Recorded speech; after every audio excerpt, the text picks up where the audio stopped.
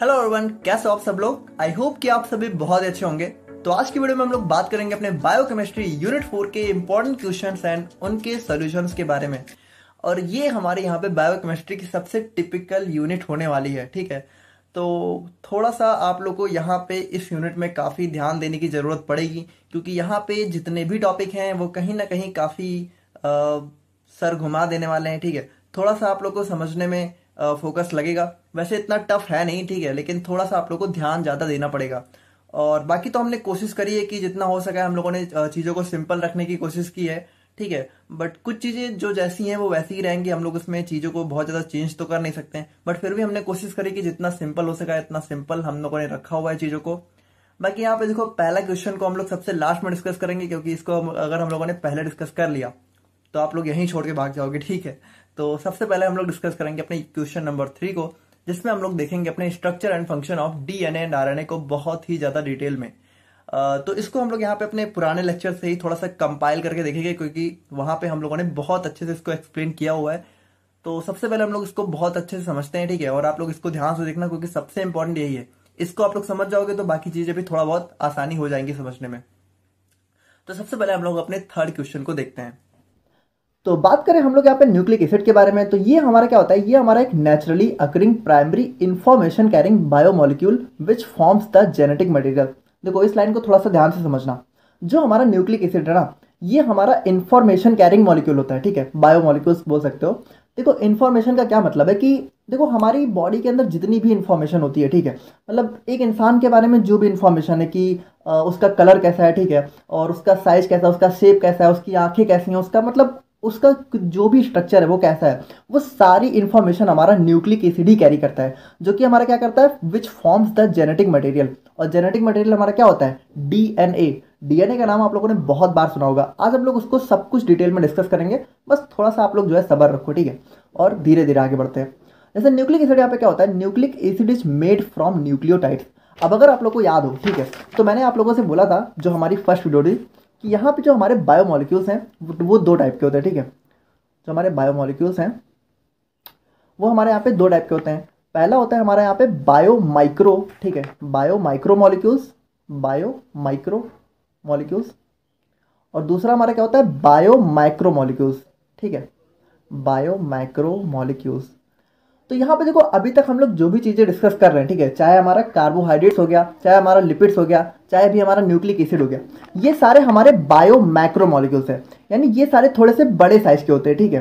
जैसे हमारा हम लोग फिलहाल तो न्यूक्लिक एसिड की बात कर रहे हैं, तो यहाँ पे देखो ये होता है हमारा यहाँ पे बायो माइक्रो मॉलिक्यूल्स।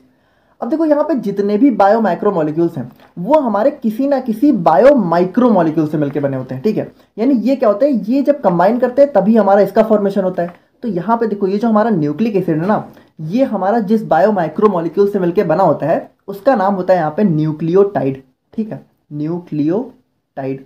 अभी हम लोग इसका स्ट्रक्चर बहुत ही डिटेल में डिस्कस करेंगे, बट अभी आप लोग सिंपली समझो कि न्यूक्लियोटाइड हमारा वो बायो माइक्रो मॉलिक्यूल होता है जो मिल के यहाँ पे न्यूक्लिक एसिड बनाता है। यानी सिंपली समझो, अगर मान लो न्यूक्लिक एसिड को, जैसे मान लो हम एक अगर सर्कल, सॉरी इसको अगर हम लोग एक सर्कल से डिनोट करें, ठीक है, तो इस तरह के बहुत सारे सर्कल जब आप लोग यहाँ पे जोड़ दो, ठीक है, बहुत सारे, तब जाके हमारा यहाँ पे न्यूक्लिक एसिड का फॉर्मेशन होता है। तो समझ गए होगे आप लोग, ठीक है। जैसे कि न्यूक्लियोटाइड्स आर द मोनोमर्स और building blocks of nucleic acid. अब यहाँ पे देखो जो हमारे बायो माइक्रो मॉलिक्यूल्स हैं इसको हम लोग यहाँ पे मोनोमर्स बोल देते हैं, ठीक है, मोनोमर्स। यानी देखो मोनो का मतलब क्या होता है, यानी ये सिंगल यूनिट होती है, ठीक है। और जब यही मोनोमर्स हमारे कंबाइन करते हैं तो यहाँ पे क्या बना देते हैं, बायो माइक्रो मॉलिक्यूल्स। और इसको हम लोग क्या बोलते हैं, इसको हम लोग बोलते हैं पॉलीमर्स। देखो इसको हम लोग बोलते हैं पॉलीमर्स। पॉली का मतलब क्या होता है कि ये बहुत सारे मोनोमर्स, देखो पॉली का मतलब बहुत, मैनी, ठीक है, पॉली का मतलब होता है मैनी। तो यहाँ पे जो हमारे पॉलीमर्स होते हैं वो बहुत सारे मोनोमर से ही मिलके बने होते हैं। तो यहाँ पे जो हमारा न्यूक्लिक एसिड है इसका मोनोमर हमारा क्या होता है, न्यूक्लियोटाइड, या फिर इसी को आप लोग बिल्डिंग ब्लॉक भी बोल सकते हो। अब अगर आप लोगों ने फर्स्ट वीडियो देखी है तो ये सारी चीज़ें आप लोगों को बहुत अच्छे से समझ में आ रही होंगी, ठीक है।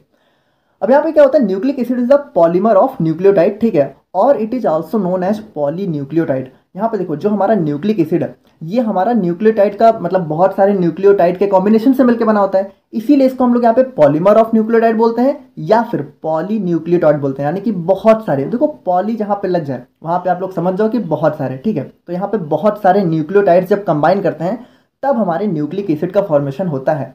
अब यहाँ पे देखो सबसे इंपॉर्टेंट बात कि इसका नाम क्या है। देखो इसका नाम है न्यूक्लिक एसिड। अच्छा, इसका नाम न्यूक्लिक एसिड यहाँ पे पड़ा क्यों है? देखो since it is found in the nucleus of the cell, और न्यूक्लियस के अंदर भी किसमें, न्यूक्लियाई में, ठीक है। And acidic in nature, hence it is known as nucleic acid. यानी कि जो हमारा न्यूक्लिक एसिड है ना ये हमारे सेल के न्यूक्लियस में पाया जाता है। अब आप लोग को अगर पता हो तो सेल हमारा क्या होता है, देखो न्यूक्लियस हमारा सेल के सेंटर में होता है, ठीक है। और देखो न्यूक्लियस के अंदर भी हमारा सेंटर होता है जिसको हम लोग बोलते हैं न्यूक्लियाई, ठीक है। अब अगर आप लोगों ने सेल वाला टॉपिक देखा होगा तो पता होगा ये सब चीज़ें। तो जो हमारा न्यूक्लियाई है, ठीक है, यानी न्यूक्लियस का भी जो सेंटर है, ठीक है, इसके अंदर पाया जाता है हमारा न्यूक्लिक एसिड, ठीक है। और यहाँ पे चूंकि ये एसिडिक नेचर का होता है इसीलिए हम लोग बोलते हैं इसको एसिड, ठीक है। तो यहाँ पे इसका नाम क्या होता है, न्यूक्लिक एसिड, क्योंकि यहाँ पे ये न्यूक्लियस के अंदर पाया जाता है और एसिडिक नेचर का होता है। तो आई होप कि आप लोग यहाँ पे एक इंट्रोडक्शन पार्ट यहाँ पे समझ गए होंगे। अब बात करें हम लोग यहाँ पे अपने टाइप्स ऑफ न्यूक्लिक एसिड की, ठीक है। तो ये हमारे यहाँ पे दो टाइप का होता है और आप लोगों ने जरूर इसका नाम सुन रखा होगा। पहला होता है हमारे यहाँ पे डीएनए और दूसरा होता है हमारे यहाँ पे आरएनए। तो अभी तक आप लोगों ने डीएनए आरएनए का नाम बहुत सुन रखा होगा। आज हम लोग यहाँ पे इसके स्ट्रक्चर को बहुत डिटेल में देखेंगे, ठीक है। यहाँ पे डीएनए का फुल फॉर्म हमारा क्या होता है, डीऑक्सी राइबो न्यूक्लिक एसिड, और आरएनए का क्या होता है, राइबो न्यूक्लिक एसिड। अब यहाँ पे इसका नाम भी ऐसा क्यों होता है वो सारी की सारी चीज़ें हम लोग आज की वीडियो में देखेंगे, बट उससे पहले थोड़ा हम लोग स्टेप वाइज चलते हैं, ठीक है। तो यहाँ पे सबसे पहले हम लोग डिस्कस करते हैं अपने न्यूक्लियोटाइड्स को, क्योंकि जो हमारा न्यूक्लिक एसिड है वो हमारा इसी के कॉम्बिनेशन से मिलकर बना होता है। तो जो हमारा न्यूक्लियोटाइड है वो हमारा क्या होता है, monomeric unit of nucleic acid, ठीक है। और यहाँ पे अब ध्यान से देखना, देखो यहाँ से आप लोग को वीडियो बहुत ही ध्यान से देखनी है। देखो इस चीज़ को कई लोग स्किप कर देते हैं, ठीक है, बहुत ही शॉर्ट में समझ लेते हैं, बट इसको आप लोग थोड़ा डिटेल में समझोगे ना तो आगे आप लोग की जो बायोकेमिस्ट्री आने वाली है, ठीक है, उसमें आप लोग को बहुत डिटेल में यहाँ पे डीएनए का रेप्लिकेशन वगैरह पढ़ना है, तो वो सारी चीज़ें ना काफ़ी इजी हो जाएंगे। तो इस चीज़ को यहाँ से ध्यान से देखना। देखो यहाँ पे जो हमारा न्यूक्लियोटाइड है उसके अंदर हमें यहाँ पे तीन चीज़ें देखने को मिलती हैं। पहला होता है हमारा यहाँ पे पेंटोज शुगर, ठीक है, दूसरा होता है फॉस्फोरिक एसिड और थर्ड होता है यहाँ पे नाइट्रोजनस बेस। तो सबसे पहले हम लोग यहाँ पे इन तीनों को जो है डिटेल में एक एक करके देखते हैं, ठीक है। तो बात करें हम लोग यहाँ पे अपने पेंटोज शुगर की, तो यहाँ पे देखो ये हमारा क्या होता है, न्यूक्लियोटाइड का एक कंपोनेंट होता है, जैसा कि हमें ऑलरेडी पता है। अब यहाँ पे देखो इसका नाम यहाँ पे पेंटोज क्यों पड़ा हुआ है, क्योंकि इसके अंदर हमें 5 कार्बन देखने को मिलती है। अब अगर आप लोग को याद हो, ठीक है, नेक्स्ट लाइन को हम लोग देखते हैं, pentose sugar is nothing but a monosaccharide with 5 carbon atoms. अब अगर आप लोग को याद हो तो जब हम लोगों ने यहाँ पे कार्बोहाइड्रेट को देखा था तो उसके अंदर जो हमारा मोनोसेक्राइड था, ठीक है, वो यहाँ पे 5 टाइप का था। यानी जो हमारी मोनोसेक्राइड शुगर थी वो हमारी 5 टाइप की थी। पहला था हमारा ट्राइओस, ठीक है, फिर दूसरा था टेट्राओस, थर्ड था पेंटोज। तो यहाँ पे पेंटोस हमारा क्या था, जिसके अंदर 5 कार्बन एटम होती है। यानी कि पेंटोस शुगर हमारी सिंपली क्या है, एक टाइप की कार्बोहाइड्रेट है जिसके अंदर हमें 5 कार्बन देखने को मिलते हैं। अब यहाँ पे देखो ये हमारी कितनी 2 टाइप की होती है। पहली होती है राइबोस और दूसरी होती है डीऑक्सी राइबोस। अब यहाँ पे अगर आप लोग थोड़ा सा दिमाग लगाओगे तो आप लोग समझ चुके होंगे कि जो हमारा आरएनए होता है उसके अंदर हमें देखने को मिलती है राइबोस शुगर, इसीलिए उसका नाम होता है राइबो न्यूक्लिक एसिड। और जो हमारा डीएनए होता है उसके अंदर हमें देखने को मिलती है डीऑक्सी राइबोस शुगर, इसीलिए उसका नाम होता है डीऑक्सी राइबो न्यूक्लिक एसिड। अब यहाँ पे देखो इन दोनों शुगर में बेसिक डिफरेंस क्या होता है। देखो पहले तो आप लोग दोनों स्ट्रक्चर को ध्यान से देखो। अब आप लोग अगर देखो, हम तो बता रहे हैं, पहले आप लोग खुद ही देखो और एनालाइज करो इसके अंदर डिफरेंस क्या है। देखो यहाँ पे अगर आप लोग ध्यान से देखो तो ये भी सेम है, ठीक है। यहाँ पे CH2H, यहाँ पे CH2H, यहाँ पे O, यहाँ पे O, यहाँ पे OH, यहाँ पे OH, और यहाँ पे H, यहाँ पे H, यहाँ पे, मतलब काफ़ी सब कुछ तो सेम ही है। डिफरेंस कहाँ पे, देखो डिफरेंस है यहाँ पे, यहाँ पे देखो, यहाँ पे क्या है, इस वाली जो हमारी राइबोस शुगर है इसके अंदर हमारा OH है, ठीक है, जबकि जो हमारी डीऑक्सी राइबोस शुगर है यहाँ पे हमारा ओनली हाइड्रोजन है। तो इसीलिए इसका नाम पड़ गया है डीऑक्सी राइबोस। देखो अगर नाम को आप लोग देखो, डीऑक्सी यानी ऑक्सीजन का क्या हो गया, ऑक्सीजन का रिमूवल हो गया, डीऑक्सी, ठीक है, इसीलिए इसका नाम क्या हो गया, डीऑक्सी राइबोस। यानी कि जो हमारी राइबोस शुगर है इसमें से जब हम लोग ऑक्सीजन को रिमूव कर देते हैं तो हमारा क्या हो जाता है, डीऑक्सी राइबोस शुगर। अब बात करें हम लोग यहाँ पे अपने फॉस्फोरिक एसिड की, तो ये भी हमारे यहाँ पे न्यूक्लियोटाइड का ही कंपोनेंट होता है, ठीक है। देखो न्यूक्लियोटाइड में हमारे 3 चीजें होती हैं। पहला होता है हमारा पेंटोज शुगर, हम लोगों ने देख लिया, दूसरा होता है फॉस्फोरिक एसिड, उसको हम लोग देख रहे हैं, और तीसरा होता है हमारा नाइट्रोजनस बेस, जिसको हम लोग अभी देखने वाले हैं। तो यहाँ पे फॉस्फोरिक एसिड भी हमारा क्या होता है, न्यूक्लियोटाइड का एक कंपोनेंट होता है, और इसका मॉलिक्यूलर फॉर्मूला क्या होता है, H3PO4, यानी इसके अंदर 3 हाइड्रोजन, 4 ऑक्सीजन और 1 हमारा फॉस्फोरिक फॉस्फेट ग्रुप देखने को मिलता है, ठीक है। अब यहाँ पे ध्यान से देखना, इट कंटेन्स 3 हाइड्रोक्सिल ग्रुप। देखो हाइड्रोक्सिल मतलब क्या होता है, OH, ठीक है। तो यहाँ पे इसके अंदर हमें जो है 3 OH देखने को मिलते हैं एंड 1 ऑक्सीजन एटम, ठीक है। एक ऑक्सीजन देखने को मिलता है linked with a phosphorus atom, और एक फॉस्फोरस देखने को मिलता है, ठीक है, जिसके चारों तरफ हमें यहाँ पे ये सारी चीज़ें देखने को मिलती हैं। और फाइनली बात करें अपने नाइट्रोजनस बेस की, तो यहाँ पे देखो इस चीज़ पे थोड़ा सा ध्यान से देखना। जो हमारा नाइट्रोजनस बेस है, ठीक है, ऑब्वियसली हमारा न्यूक्लियोटाइड का ही कंपोनेंट है जिसके अंदर हमें नाइट्रोजन देखने को मिलता है। देखो यहाँ पे सबसे पहली बात, ये बेसिक नेचर का होता है इसीलिए इसका नाम बेस है, ठीक है। और यहाँ पे चूंकि इसके अंदर हमें नाइट्रोजन देखने को मिलता है तो इसका नाम हो जाता है नाइट्रोजनस बेस। अब यहाँ पे देखो ध्यान से देखना, हमारा जो DNA और RNA है, ठीक है, वहाँ पे उनको कंबाइन करके हमें जो है 2 टाइप के नाइट्रोजनस बेस देखने को मिलते हैं। पहला होता है हमारा यहाँ पे प्यूरिन्स और दूसरा होता है हमारा यहाँ पे पिरिमिडीन्स, ठीक है।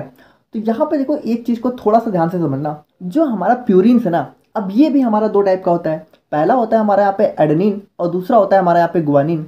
और जो हमारा पिरिमिडीन्स है ये हमारे यहाँ पे 3 टाइप का होता है। पहला होता है हमारा यूरेसिल, दूसरा होता है थाइमिन एंड थर्ड होता है हमारे यहाँ पे साइटोसिन।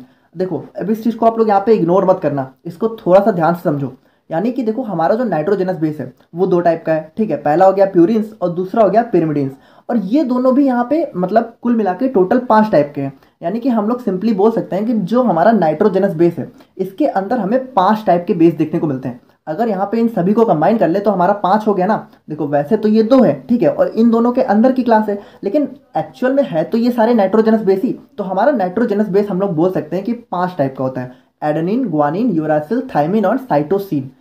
अब देखो यहाँ से आप लोग को चीज़ें बहुत ही ध्यान से देखनी है। जो हमारा प्यूरिन्स है इसके अंदर हमारे 2 टाइप हैं, ठीक है। पहला हो गया एडेनिन और दूसरा हो गया हमारा गुआनिन। तो यहाँ पे जो हमारे प्यूरिन्स होते हैं ना, इसके अंदर आप लोग को डबल रिंग देखने को मिलती है। यानी इसके अंदर आप लोग को 2 रिंग देखने को मिलेगी। जैसे हमारा एडेनिन हो गया तो इसके अंदर भी डबल रिंग है, और जो हमारा गुआनिन हो गया इसके अंदर भी डबल रिंग है, ठीक है। और जो हमारा नाइट्रोजन है वो आप लोग को 1st, 3rd, ठीक है, और 7th और 9th पोजीशन पे देखने को मिलेगा। यहाँ पे सारे ऑड पोजीशन पे आप लोग को नाइट्रोजन देखने को मिलता है एक्सेप्ट पोजीशन 5, यानी 5th पोजीशन को छोड़ के आप लोग को जितने भी ऑड पोजीशन है वहाँ पे नाइट्रोजन देखने को मिलेगा, और यहाँ पे डबल रिंग होंगी। तो ये हो गया हमारा यहाँ पे प्यूरिन्स। और बात करें हम लोग यहाँ पे पैरामिडीन्स की, ठीक है, तो यहाँ पे देखो हमें जो है सिंगल रिंग देखने को मिलेगी, है ना। यहाँ पे देखो ये 3 स्ट्रक्चर होते हैं। पिरिमिडीन्स हमारे कितने टाइप के होते हैं, 3 टाइप के, ठीक है, थाइमिन, साइटोसिन और यूरेसिल। तो ये तीनों जो नाइट्रोजन बेस है ये हमें यहाँ पे सिंगल रिंग में देखने को मिलते हैं। और यहाँ पे जो नाइट्रोजन है वो हमारे यहाँ पे 1st और 3rd पोजीशन पे देखने को मिलता है। तो यहाँ पे देखो इस टाइप से हमें जो है 5 नाइट्रोजन बेस देखने को मिलते हैं। तो समझ गए आप लोग। देखो इस चीज़ को समझना जरूरी है। प्यूरिन्स हमारे 2 टाइप के, ये दोनों में आप लोग को डबल रिंग, और जो हमारा पिरिमिडीन्स है वो हमारे 3 टाइप के, और इन तीनों में आप लोग को सिंगल रिंग। अब एक चीज़ आप लोग यहाँ पे बहुत ज़्यादा कान खोल के सुनना। देखो यहाँ पे जो हमारे नाइट्रोजनस बेस हैं, ठीक है, तो यहाँ पे ये जो 5 टाइप के नाइट्रोजनस बेस हैं, तो इसमें से आप लोग को जो हमारा एडेनिन है, गुआनिन है, थाइमिन और साइटोसिन है, देखो ध्यान से सुनना, ये चारों आप लोग को देखने को मिलेंगे हमारे DNA में, ठीक है। और जो हमारा एडेनिन, गुआनिन, यूरेसिल और हमारा साइटोसिन है ये हमारा आप लोग को देखने को मिलेगा RNA में। देखो इस चीज़ को अभी आप लोग थोड़ा समझ लो, अभी हम लोग डिटेल में डिस्कस करेंगे। जैसे जो हमारा DNA है ना, इसके अंदर आप लोग को यहाँ पे क्या क्या देखने को मिलेगा, एडेनिन, ठीक है। देखो अभी मुझे पता है अभी आप लोग को नहीं समझ में आ रहा है, अभी बस इतना समझ लो कि कौन कौन सा देखने को मिलेगा। अभी हम लोग सब कुछ डिस्कस करेंगे, ठीक है, बट इस चीज़ को अभी आप लोग देखो इसके अंदर क्या क्या, देखो प्यूरिन्स तो दोनों में देखने को मिलेगा। देखो ये जो हमारा RNA है और जो DNA है इसके अंदर प्यूरिन्स दोनों में ही देखने को मिलेगा, यानी यहाँ पे भी होगा एडेनिन और गुआनिन, यहाँ पे भी होगा। अब यहाँ पे अंतर कहाँ पे आएगा, देखो जो हमारा DNA है तो इसमें आप लोग को जो हमारा पिरिमिडीन्स है इसमें से आप लोग को देखने को मिलेगा थाइमिन और साइटोसिन। यूरेसिल आप लोग को DNA में नहीं देखने को मिलेगा। तो ध्यान से देखना, यहाँ पे आप लोग को क्या देखने को मिलेगा, थाइमिन, ठीक है, थाइमिन और साइटोसिन। तो RNA की बात करें तो RNA में क्या होगा, देखो RNA में क्या होगा, देखो साइटोसिन तो यहाँ भी देखने को मिलेगा, लेकिन यहाँ पे क्या होगा, यहाँ पे आप लोग को थाइमिन की जगह देखने को मिलेगा यूरेसिल, थाइमिन की जगह आ जाएगा यूरेसिल।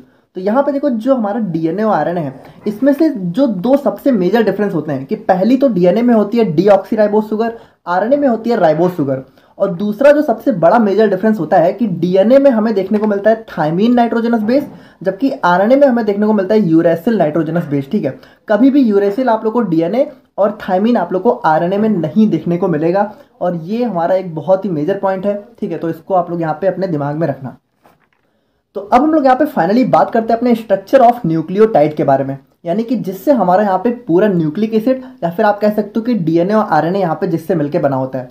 तो जो हमारा न्यूक्लियोटाइड है, ठीक है, तो हम लोगों ने ऑलरेडी देख लिया, इसके अंदर हमें 3 चीज़ें देखने को मिलती हैं। पहला हो गया पेंटोज शुगर, दूसरा हो गया फॉस्फेट ग्रुप, ठीक है, या फिर फॉस्फोरिक एसिड, और तीसरा हो गया हमारा यहाँ पे नाइट्रोजनस बेस।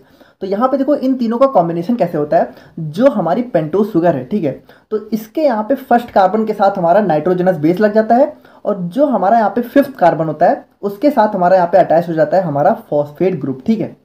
अब देखो ये तो हमारा वैसे एक जनरल सा स्ट्रक्चर है, ठीक है, समझने के लिए ठीक है, लेकिन एक्चुअल में तो ऐसा होता नहीं है। देखो एक्चुअल में हमारा स्ट्रक्चर होता है ऐसा। अब इस चीज़ को आप लोग को समझना पड़ेगा, यहाँ पे हुआ क्या है। देखो ये हो गया हमारा यहाँ पे फॉस्फोरिक एसिड, ये हो गया हमारा यहाँ पे डीऑक्सी राइबोस पेंटोज शुगर। देखो पेंटोज शुगर 2 टाइप की, तो हम लोग यहाँ पे अपने डीऑक्सी वाली को ले रहे हैं, ठीक है। और यहाँ पे नाइट्रोजनस बेस, अब नाइट्रोजनस बेस भी हमारे 5 टाइप के होते हैं, तो हम लोगों ने यहाँ पे अपना एडेनिन को लिया हुआ है, ठीक है। तो यहाँ पे देखो अब हम इन तीनों को जोड़ के हमारा न्यूक्लियोटाइड बनाएंगे। तो यहाँ पे देखो होगा क्या, जब हमारा यहाँ पे फॉस्फोरिक एसिड यहाँ पे इससे आके जुड़ेगा, देखो फॉस्फोरिक एसिड हमारा इस वाले कार्बन के साथ आके जुड़ेगा, और जो हमारा नाइट्रोजनस बेस है, ध्यान से सुनना, ये हमारा इस वाले देखो यहाँ पे इससे जुड़ेगा, ठीक है, यहाँ पे इस वाले से। होगा क्या, देखो जब फॉस्फोरिक एसिड यहाँ पे इसके साथ जुड़ेगा, ठीक है, तो यहाँ पे देखो इसमें से हमारा H, ठीक है, और इसमें से हमारा OH, ये दोनों अलग हो जाएंगे, और हमारा यहाँ पे वाटर के फॉर्म में देखो HOH यहाँ पे मिलके क्या बना लेंगे, H2O, ठीक है, और यहाँ पे ये अलग हो जाएगा और ये दोनों आके जुड़ जाएंगे, ठीक है। देखो यहाँ पे क्या हुआ, CH2 से हमारा देखो CH2 से हमारा OH गायब हो गया, और यहाँ पे इसके पास से H गायब हो गया, ये दोनों निकल के वाटर के फॉर्म में अलग हो गए, और इन दोनों ने क्या किया, यहाँ पे बॉन्ड बना लिया और ये यहाँ पे अटैच हो गए। और उसके बाद नाइट्रोजनस बेस की बात करें तो ध्यान से देखना, यहाँ से हमारा H, ठीक है, और यहाँ से हमारा OH, ठीक है, ये दोनों मिलके क्या होंगे, वाटर के फॉर्म में अलग हो जाएंगे, ठीक है। और यहाँ पे क्या होगा, इन दोनों से भी कॉम्बिनेशन बन जाएगा। देखो यहाँ पे क्या हुआ, यहाँ पे इस OH की जगह हमारा नाइट्रोजनस का बेस का हमारा N आ गया, ठीक है, और H यहाँ से गायब हो गया, OH यहाँ से गायब हो गया।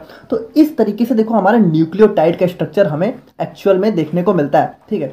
तो आई होप कि आप लोग यहाँ पे समझ गए होंगे। देखो मुझे नहीं लगता कि अभी भी आप लोगों को कोई डाउट होना चाहिए, मैंने यहाँ पे हर एक चीज़ को एक्सप्लेन कर दिया है, ठीक है, कैसे यहाँ पे क्या जुड़ा है। और अगर कोई डाउट है तो आप लोग यहाँ पे कमेंट करके ज़रूर बताओ, ठीक है, हम लोग कोशिश करेंगे कि आप लोगों को कमेंट में कुछ बता सके। देखो इस चीज़ को आप लोग को समझना बहुत ज़रूरी है, क्योंकि यही हमारा बेस है, ठीक है। इसको समझ गए तो डीएनए भी समझ गए, आरएनए भी समझ गए, और आगे भी बहुत सारी चीज़ें आप लोग समझ गए। तो समझ गए ना कि यहाँ पे पेंटोज शुगर, नाइट्रोजनस बेस और फॉस्फेट ग्रुप, ठीक है, इन तीनों ने मिलकर हमारा यहाँ पे न्यूक्लियोटाइड का स्ट्रक्चर बना दिया। अब यहाँ पे ध्यान से सुनना, जो हमारी शुगर है, देखो शुगर हमारी यहाँ पे पेंटोज जो हमारी डीऑक्सीराइबोस भी हो सकती है और राइबोस भी हो सकती है। अगर डीऑक्सीराइबोस है तो हमारा स्ट्रक्चर क्या बनेगा, डीएनए, और अगर राइबोस है तो हमारा स्ट्रक्चर क्या बनेगा, आरएनए। और जो हमारा नाइट्रोजनस बेस है ये भी हमारा यहाँ पे 5 टाइप का हो सकता है, ठीक है। अब अगर यहाँ पे एडेनिन है, ग्वानिन है और थायमिन है और साइटोसिन है तो हमारा डीएनए होगा, और अगर एडेनिन, ग्वानिन, यूरासिल और साइटोसिन है तो हमारा आरएनए होगा।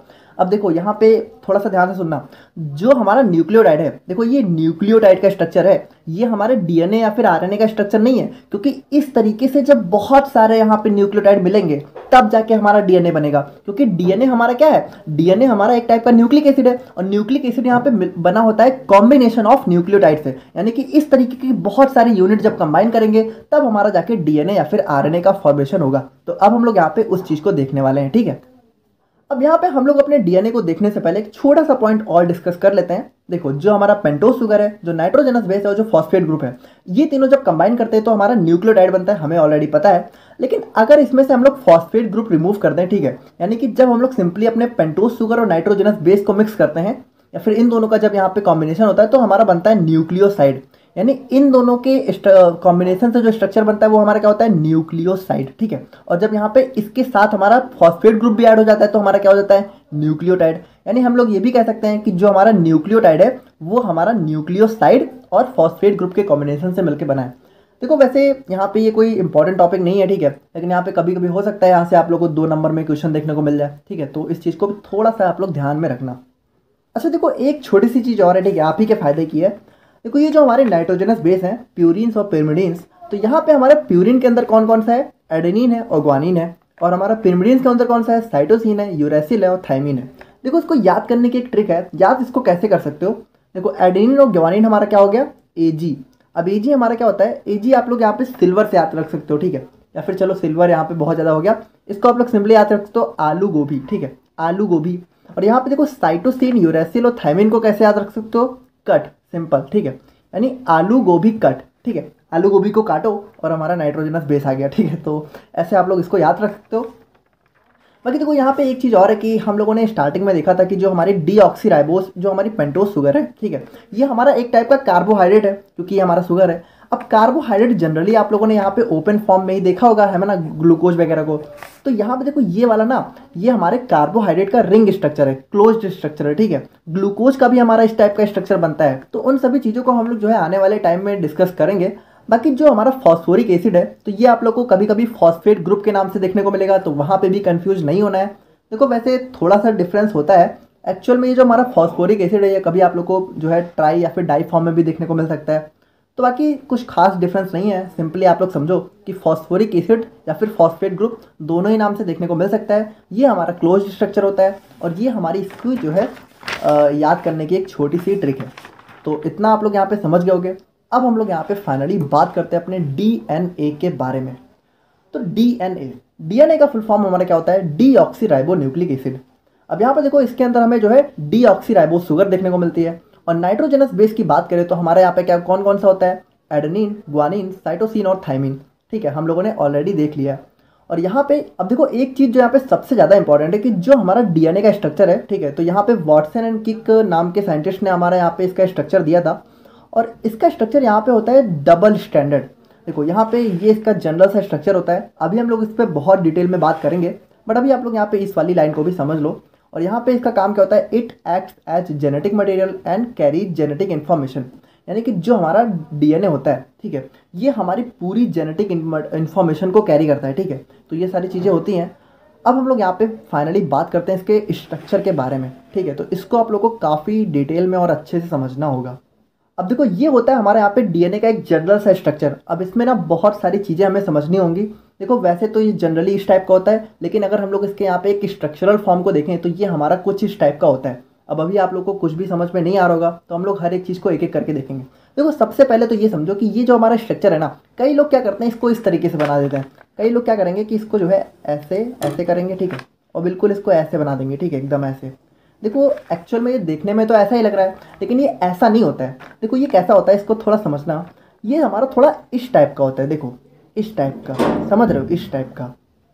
यानी कि अगर हम लोग इसको थोड़ा और अच्छे से ड्रॉ करें तो देखो ये हमारा कुछ ऐसे बनता है। देखो ये ना पैरेलल लाइंस होती हैं, इसको थोड़ा सा समझना, ठीक है। देखो ये हमारा जो है कुछ ऐसा होता है, ठीक है, ऐसा। देखो ये पैरेलली, ठीक है, पैरेलली, समझ रहे हो, ये देखो ये मतलब देखो ये आप लोग को लग रहा होगा सेम। देखो ये ऐसा, देखो ये चीज़ क्या हो गया कि ये ऐसा हो गया, जबकि ये चीज़ क्या हो गया, देखो ये ऐसा हो गया, है ना, पैरेलल, समझ रहे हो, पैरेलल फिर काट रही हैं, ठीक है। तो इस तरीके से होता है हमारा यहाँ पे डीएनए का स्ट्रक्चर।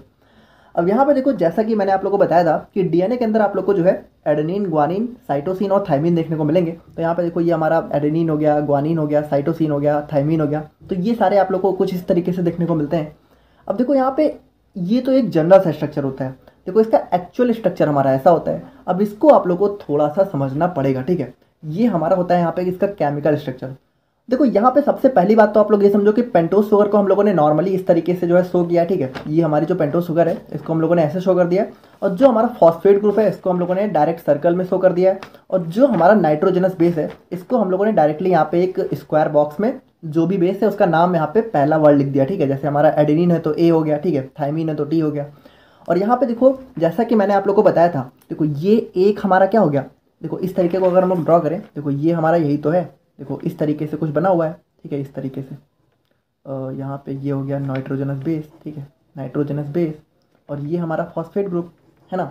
और मैंने आप लोगों से क्या बताया था, ये हमारा देखो ये हमारा एक न्यूक्लियोटाइड का स्ट्रक्चर है, ठीक है, सिंगल न्यूक्लियोटाइड। और इस तरीके से जब बहुत सारे न्यूक्लियोटाइड कंबाइन करते हैं तब जाके हमारा यहाँ पे डीएनए या फिर आरएनए का फॉर्मेशन होता है, जो कि हमारा एक टाइप का न्यूक्लिक एसिड है। तो यहाँ पे देखो बहुत सारे न्यूक्लियोटाइड जो है आपस में कंबाइन करते चले गए हैं। अब यहाँ पर डीएनए के अंदर स्पेशल बात क्या होती है, ध्यान से समझना। देखो डीएनए में क्या होता है कि एक साइड आप लोग को, देखो एक साइड तो इस तरीके से कंबाइन होंगे, यहाँ पे आप लोग को डबल स्ट्रैंड देखने को मिलती है। देखो इसीलिए आप लोग को इसके सामने भी जो है न्यूक्लियोटाइड की एक एंटी पैरेलल लाइन देखने को मिलेगी। अब यहाँ पे देखो एक चीज ध्यान से देखना, देखो ये हमारा एंटी पैरेलल है, देखो ये सीधा है, ठीक है, और यहाँ पे ये चीजें उल्टा है, ठीक है, यानी ये देखो एंटी पैरेलल है, ठीक है। देखो पैरेलल क्या होता है, जब दोनों लाइन सेम लाइन में चल रही होती है तो हमारा एंटी पैरेलल होता है, ठीक है। और जब एक हमारी सीधे चल रही हो, एक हमारी उल्टी चल रही हो, तो इसको हम लोग बोलते हैं एंटी पैरेलल। तो यहाँ पे देखो एक हमारा डीएनए स्ट्रक्चर ऊपर की तरफ है, ठीक है, और एक हमारा यहाँ पे नीचे की तरफ है। देखो ये यहाँ पे इससे अगर कंपेयर करो तो यहाँ पे देखो ये जो हमारी मान के चलो अगर ये वाली लाइन है, ठीक है, देखो ये डबल स्टैंड ना, एक स्टैंड और दूसरा स्टैंड, देखो ये होता है डबल स्टैंड। तो यहाँ पे देखो इसी चीज़ से तो बना हुआ है, देखो एक स्टैंड ये हो गया और दूसरा स्टैंड है हुआ, यानी कि अगर इसको मानो तो एक लाइन हमारी मान लो ये वाली हो गई और इस वाली लाइन को मानो तो ये वाली हो गई, ठीक है। और यहाँ पे यहाँ पे जो हमारे बेस है ना, इस चीज़ में थोड़ा सा ध्यान से देखना, जो हमारा एडेनिन है वो हमेशा यहाँ पे थाइमिन से कनेक्ट होगा और जो हमारा यहाँ पे ग्वानिन है वो हमेशा यहाँ पे साइटोसिन से कनेक्ट होगा। और इसमें भी यहाँ पे एक स्पेशल बात है कि जो हमारा एडेनिन और थाइमिन है, ठीक है, इन दोनों के बीच में आप लोग को डबल बॉन्ड देखने को मिलेगा। और ये बॉन्ड कौन सा होता है, हाइड्रोजन बॉन्ड, ठीक है, यानी इन दोनों के बीच में आप लोग को डबल हाइड्रोजन बॉन्ड देखने को मिलेगा। और जो हमारा ग्वानिन और साइटोसिन है, इन दोनों के बीच में आप लोग को ट्रिपल बॉन्ड देखने को मिलेगा, जो कि हाइड्रोजन ही होता है, यानी ट्रिपल हाइड्रोजन बॉन्ड। देखो इस चीज़ को आप लोग बहुत ही ध्यान से समझो। यहाँ पे जो हमारा डीएनए का स्ट्रक्चर है उसमें जो हमारा एडेनिन है, ठीक है, वो हमेशा यहाँ पे थाइमिन से जुड़ा होगा, ठीक है, और जो हमारा ग्वानिन है वो हमेशा यहाँ पे साइटोसिन से जुड़ा होगा। और जो एडेनिन और ग्वानिन है इसके बीच में होगा हमारा यहाँ पे डबल हाइड्रोजन बॉन्ड, और जो हमारा ग्वानिन और साइटोसिन है इसके बीच में हमारा यहाँ पे होगा ट्रिपल हाइड्रोजन बॉन्ड, यानी ATGC ऐसे करके आप लोग बिल्कुल याद कर लो, ठीक है। तो इस तरीके से हमारा यहाँ पे डीएनए का स्ट्रक्चर देखने को मिलता है। देखो ये स्ट्रक्चर बिल्कुल यही वाला है, अगर आप लोग चाहो तो बिल्कुल कंपेयर कर सकते हो। देखो इस लाइन को हम लोगों ने इससे बना दिया, इस लाइन को हम लोगों ने इससे बना दिया, ठीक है। और यहाँ पे देखो ये एंटी पैरेलल है, ठीक है, ये हमारा नीचे की तरफ है, ये हमारा ऊपर की तरफ है, ठीक है। और यहाँ पे ये हमारे फॉस्फेट ग्रुप हो गए। और यहाँ पे देखो बॉन्ड्स की बात करें तो यहाँ पे ध्यान से सुनना, देखो ये हमारा जो फॉस्फेट मतलब जो हमारा एक न्यूक्लियोटाइड से दूसरे न्यूक्लियोटाइड्स के बीच में जो बॉन्ड बन रहा है इसको हम लोग बोलते हैं फॉस्फोडाइस्टर बॉन्ड, ठीक है। और जो हमारा यहाँ पे बेसेस के बीच में बॉन्ड बन रहा है तो वो तो हमारा हाइड्रोजन बॉन्ड है। और जो हमारा यहाँ पे पेंटोज शुगर और नाइट्रोजनस बेस के बीच में बॉन्ड होता है उसको हम लोग बोलते हैं ग्लाइकोसिडिक बॉन्ड, ठीक है। तो यही सारी होती है हमारे डीएनए के स्ट्रक्चर की कहानी। आई होप कि आप लोग यहाँ पे समझ गए होगी। तो अब फाइनली हम लोग यहाँ पे अपने आरएनए के बारे में भी बात कर लेते हैं। तो जैसा कि हमें पता है इसका फुल फॉर्म होता है हमारे यहाँ पे राइबोन्यूक्लिक एसिड, ठीक है। और इसके अंदर हमें क्या देखने को मिलती है, राइबो शुगर। और नाइट्रोजनस बेस की बात करें तो यहाँ पे हमें एडेनिन, ग्वानिन, साइटोसिन और यूरासिल देखने को मिलता है।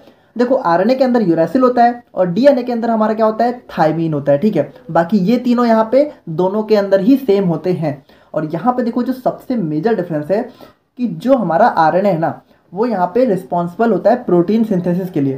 देखो जो हमारा डीएनए है वो तो हमारा यहाँ पे मेनली जेनेटिक इन्फॉर्मेशन को कैरी करता है, लेकिन जो हमारा आरएनए है इसका मेन काम होता है हमारा यहाँ पे प्रोटीन की सिंथेसिस करना, ठीक है। और यहाँ पे जो दूसरा सबसे मेजर डिफरेंस है ये हमें यहाँ पे सिंगल स्टैंडर्ड देखने को मिलता है। देखो सिंगल स्टैंडर्ड का क्या मतलब है, हम लोगों ने क्या देखा था, डीएनए के अंदर हमारी इस तरह की डबल स्टैंड थी, ठीक है, जो कि एक पैरेलल थी, सॉरी एंटी पैरेलल थी। लेकिन यहाँ पे हमें कोई भी डबल स्टैंड देखने को नहीं मिलता है, यहाँ पे हमारी सिंगल स्टैंड होती है, ठीक है। और उसके बाद हम लोग यहाँ पे बात करें तो there are mainly 3 types of RNA involve in the protein synthesis. देखो जो आरएनए हमारी प्रोटीन की सिंथेसिस में इन्वॉल्व होते हैं वो बेसिकली यहाँ पे 3 टाइप के होते हैं। देखो इनके अलावा भी आप लोग को आरएनए के और टाइप्स भी देखने को मिलते हैं, लेकिन मेनली जो प्रोटीन सिंथेसिस के होते हैं वो यहाँ पे 3 टाइप के होते हैं, ठीक है। पहला होता है हमारे यहाँ पे mRNA जिसको हम लोग बोलते हैं मैसेंजर आरएनए, ठीक है। दूसरा होता है हमारे यहाँ पे tRNA जो कि होता है हमारे यहाँ पे ट्रांसफर आरएनए। और थर्ड होता है हमारे यहाँ पे rRNA जो कि होता है हमारे यहाँ पे राइबोसोमल आरएनए। अब इन सब के बारे में डिटेल में हम लोग आगे बात करेंगे, ठीक है। अभी आप लोग यहाँ पे बस इंट्रोडक्शन पार्ट है तो इंट्रोडक्शन ही समझो। अब यहाँ पे इसके स्ट्रक्चर की बात करें तो डीएनए आप लोग समझ ही चुके हो, आरएनए में कुछ खास है नहीं। यहाँ पे देखो हमारा सिंगल स्टैंड होता है, ठीक है, कोई भी एंटी पैरेलल पैरेलल वाला चक्कर नहीं है। यहाँ पे सिंगल आप लोग को अगर केमिकल स्ट्रक्चर भी देखो तो यहाँ पे देखो हमारी जो शुगर है वो 4 टाइप की होगी, ठीक है, एडेनिन, ग्वानिन, यूरासिल और साइटोसिन। और इस तरीके से हमारे यहाँ पे आरएनए का स्ट्रक्चर देखने को मिलता है। तो ये था हमारे यहाँ पे क्वेश्चन नंबर 3 जिसमें हम लोगों ने बहुत ही डिटेल में देखा अपने structure and function of DNA and RNA को। आई होप कि आप लोगों को सारी चीजें समझ में आ गई होंगी। और अब हम लोग यहाँ पे बात करते हैं अपने सेकंड मोस्ट इंपॉर्टेंट क्वेश्चन के बारे में, जिसमें हम लोग देखेंगे अपने रेप्लिकेशन ऑफ डीएनए के बारे में। तो बात करें हम लोग यहाँ पे अपने डीएनए रेप्लिकेशन के बारे में। तो यहाँ पे देखो डीएनए रेप्लिकेशन का क्या मतलब है। देखो रेप्लिकेशन का मतलब होता है अपनी ही कॉपी बनाना। तो यहाँ पे सिंपल सा डीएनए रेप्लिकेशन हमारी वो प्रोसेस होती है जिसमें जो डीएनए है वो यहाँ पे खुद की ही मल्टीपल कॉपीज बनाता है। देखो अगर आप लोगों को थोड़ा बहुत पता हो तो हमारा सेल डिवीजन में क्या होता है, एक सेल जो हमारी डिवाइड होती है, ठीक है, एक सेल जब हमारी डिवाइड होती है तो वो हमारी 2 नई डॉटर सेल्स में कन्वर्ट हो जाती हैं, फिर ये हमारी फर्दर डिवाइड होती रहती हैं और इस तरीके से इनका डिवीजन चला करता है। तो देखो जब हमारी सेल्स डिवाइड होती हैं तो यहाँ पे क्या होता है, इनका न्यूक्लियस भी डिवाइड होता है और जब इनका न्यूक्लियस डिवाइड होता है तो इनके अंदर यहाँ पे डीएनए भी यहाँ पे डिवाइड होता है। ये सारी चीजें आप लोग को तभी पता होंगे जब आप लोगों ने यहाँ पे सेल डिवीजन का लेक्चर अच्छे से देखा होगा। ऑल तो उसका यहाँ पे आज के लेक्चर में कोई बहुत ही मेजर रोल नहीं है। अगर आप लोग को नहीं पता तो कोई बात नहीं, आप लोग सिंपली समझो कि यहाँ पे डीएनए रेप्लिकेशन में क्या होता क्या है बेसिकली, कि जो हमारा डीएनए है वो यहाँ पे क्या होता है कि बेसिकली अपनी कॉपीज बनाना स्टार्ट कर देता है। जैसे यहाँ पे ये एक डीएनए क्या होता है कि हमारी 2 कॉपी बनाई, फिर इन दोनों ने फर्दर यहाँ पे डिवीजन किया, 2 और कॉपी बनाई। इस तरीके से हमारी बॉडी में क्या होता है, डीएनए का रेप्लिकेशन होता रहता है। Now, it is a biological polymerization that proceeds in the sequence of initiation, elongation and termination. तो यहाँ पे देखो बेसिकली हम लोग बात करते हैं जो डीएनए रेप्लिकेशन की प्रोसेस है, इसके अंदर हमारे 3 स्टेप होते हैं। इन तीनों को हम लोग बहुत डिटेल में देखेंगे, जाकि जिसमें जैसे हमारा पहला हो जाता है इनिशिएशन, फिर हो जाता है इलॉन्गेशन एंड थर्ड हो जाता है टर्मिनेशन। और उसके बाद यहाँ पे it is an enzyme catalysed reaction. और यहाँ पे देखो एंजाइम जो है हमारे डीएनए रेप्लिकेशन में बहुत ही मेजर रोल प्ले करते हैं। अभी हम लोग देखेंगे कि कैसे क्या होता है, बाकी इतना समझो कि एंजाइम बहुत मेजर रोल प्ले करते हैं, बहुत सारे एंजाइम होते हैं, वो सारी चीजें हम लोग अभी देखेंगे। बाकी DNA polymerase is the main enzyme in the replication process, और डीएनए पॉलीमरेज हमारा सबसे मेजर एंजाइम होता है इस रेप्लिकेशन प्रोसेस में। अब यहाँ पे देखो जैसे ये जो डीएनए रेप्लिकेशन की प्रोसेस है ना, तो इसको समझाने के लिए ना बहुत सारे मॉडल्स दिए गए, मतलब ऐसा अप्रोच दी गई, लेकिन उनमें जो सबसे कह सकते हो जो मोस्ट एक्सेप्टेबल जो अप्रोच थी वो थी हमारी सेमी कंजर्वेटिव मॉडल। अब ये सेमी कंजर्वेटिव मॉडल कहता क्या है, ये कहता है कि जो हमारा डीएनए है ये जब हमारा डिवाइड होता है तो होता क्या है कि जैसे देखो ये हमारा ओरिजिनल डीएनए है, ठीक है, मतलब कह सकते हो मेन पेरेंटल डीएनए। तो जब ये डिवाइड होता है तो होता क्या है कि इसकी एक हमारा कह सकते हो एक स्ट्रैंड तो इसका ओरिजिनल रहता है हमारे एक के पास, लेकिन एक हमारा यहाँ पे न्यू स्ट्रैंड फॉर्म हो जाता है। मतलब अगर हम लोग देखें तो देखो ये जो डीएनए हमारा डिवाइड हो रहा है 2 में, तो दोनों के पास एक एक स्ट्रैंड तो हमारे इसके ओरिजिनल वाले हैं, लेकिन एक हमारा न्यूली फॉर्म स्ट्रैंड होता है, ठीक है।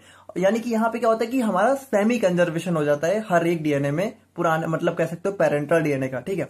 जैसे न्यू वाले के डीएनए को हम लोग न्यू डॉटर डीएनए बोल देते हैं और इसको पेरेंटल, तो इसमें ज्यादा कंफ्यूज नहीं होना है। बाकी सिंपली समझो कि जब ये डिवाइड होगा तो 2 बनेगा, 2 में से एक एक स्ट्रैंड तो इसके वाले होंगे, लेकिन एक हमारा न्यूली फॉर्म्ड स्ट्रैंड होगा।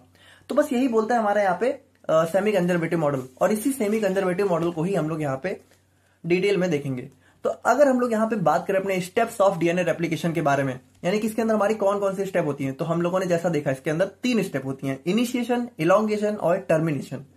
तो सबसे पहले हम लोग बात करते हैं इनिशिएशन। देखो इनिशिएट का मतलब क्या होता है, इनिशिएट का मतलब होता है किसी चीज को स्टार्ट करना। तो इनिशिएशन में देखो होता क्या है, DNA replication demands a high degree of accuracy because even a minute mistake would result in mutations. Thus, replication cannot initiate randomly at any point in DNA.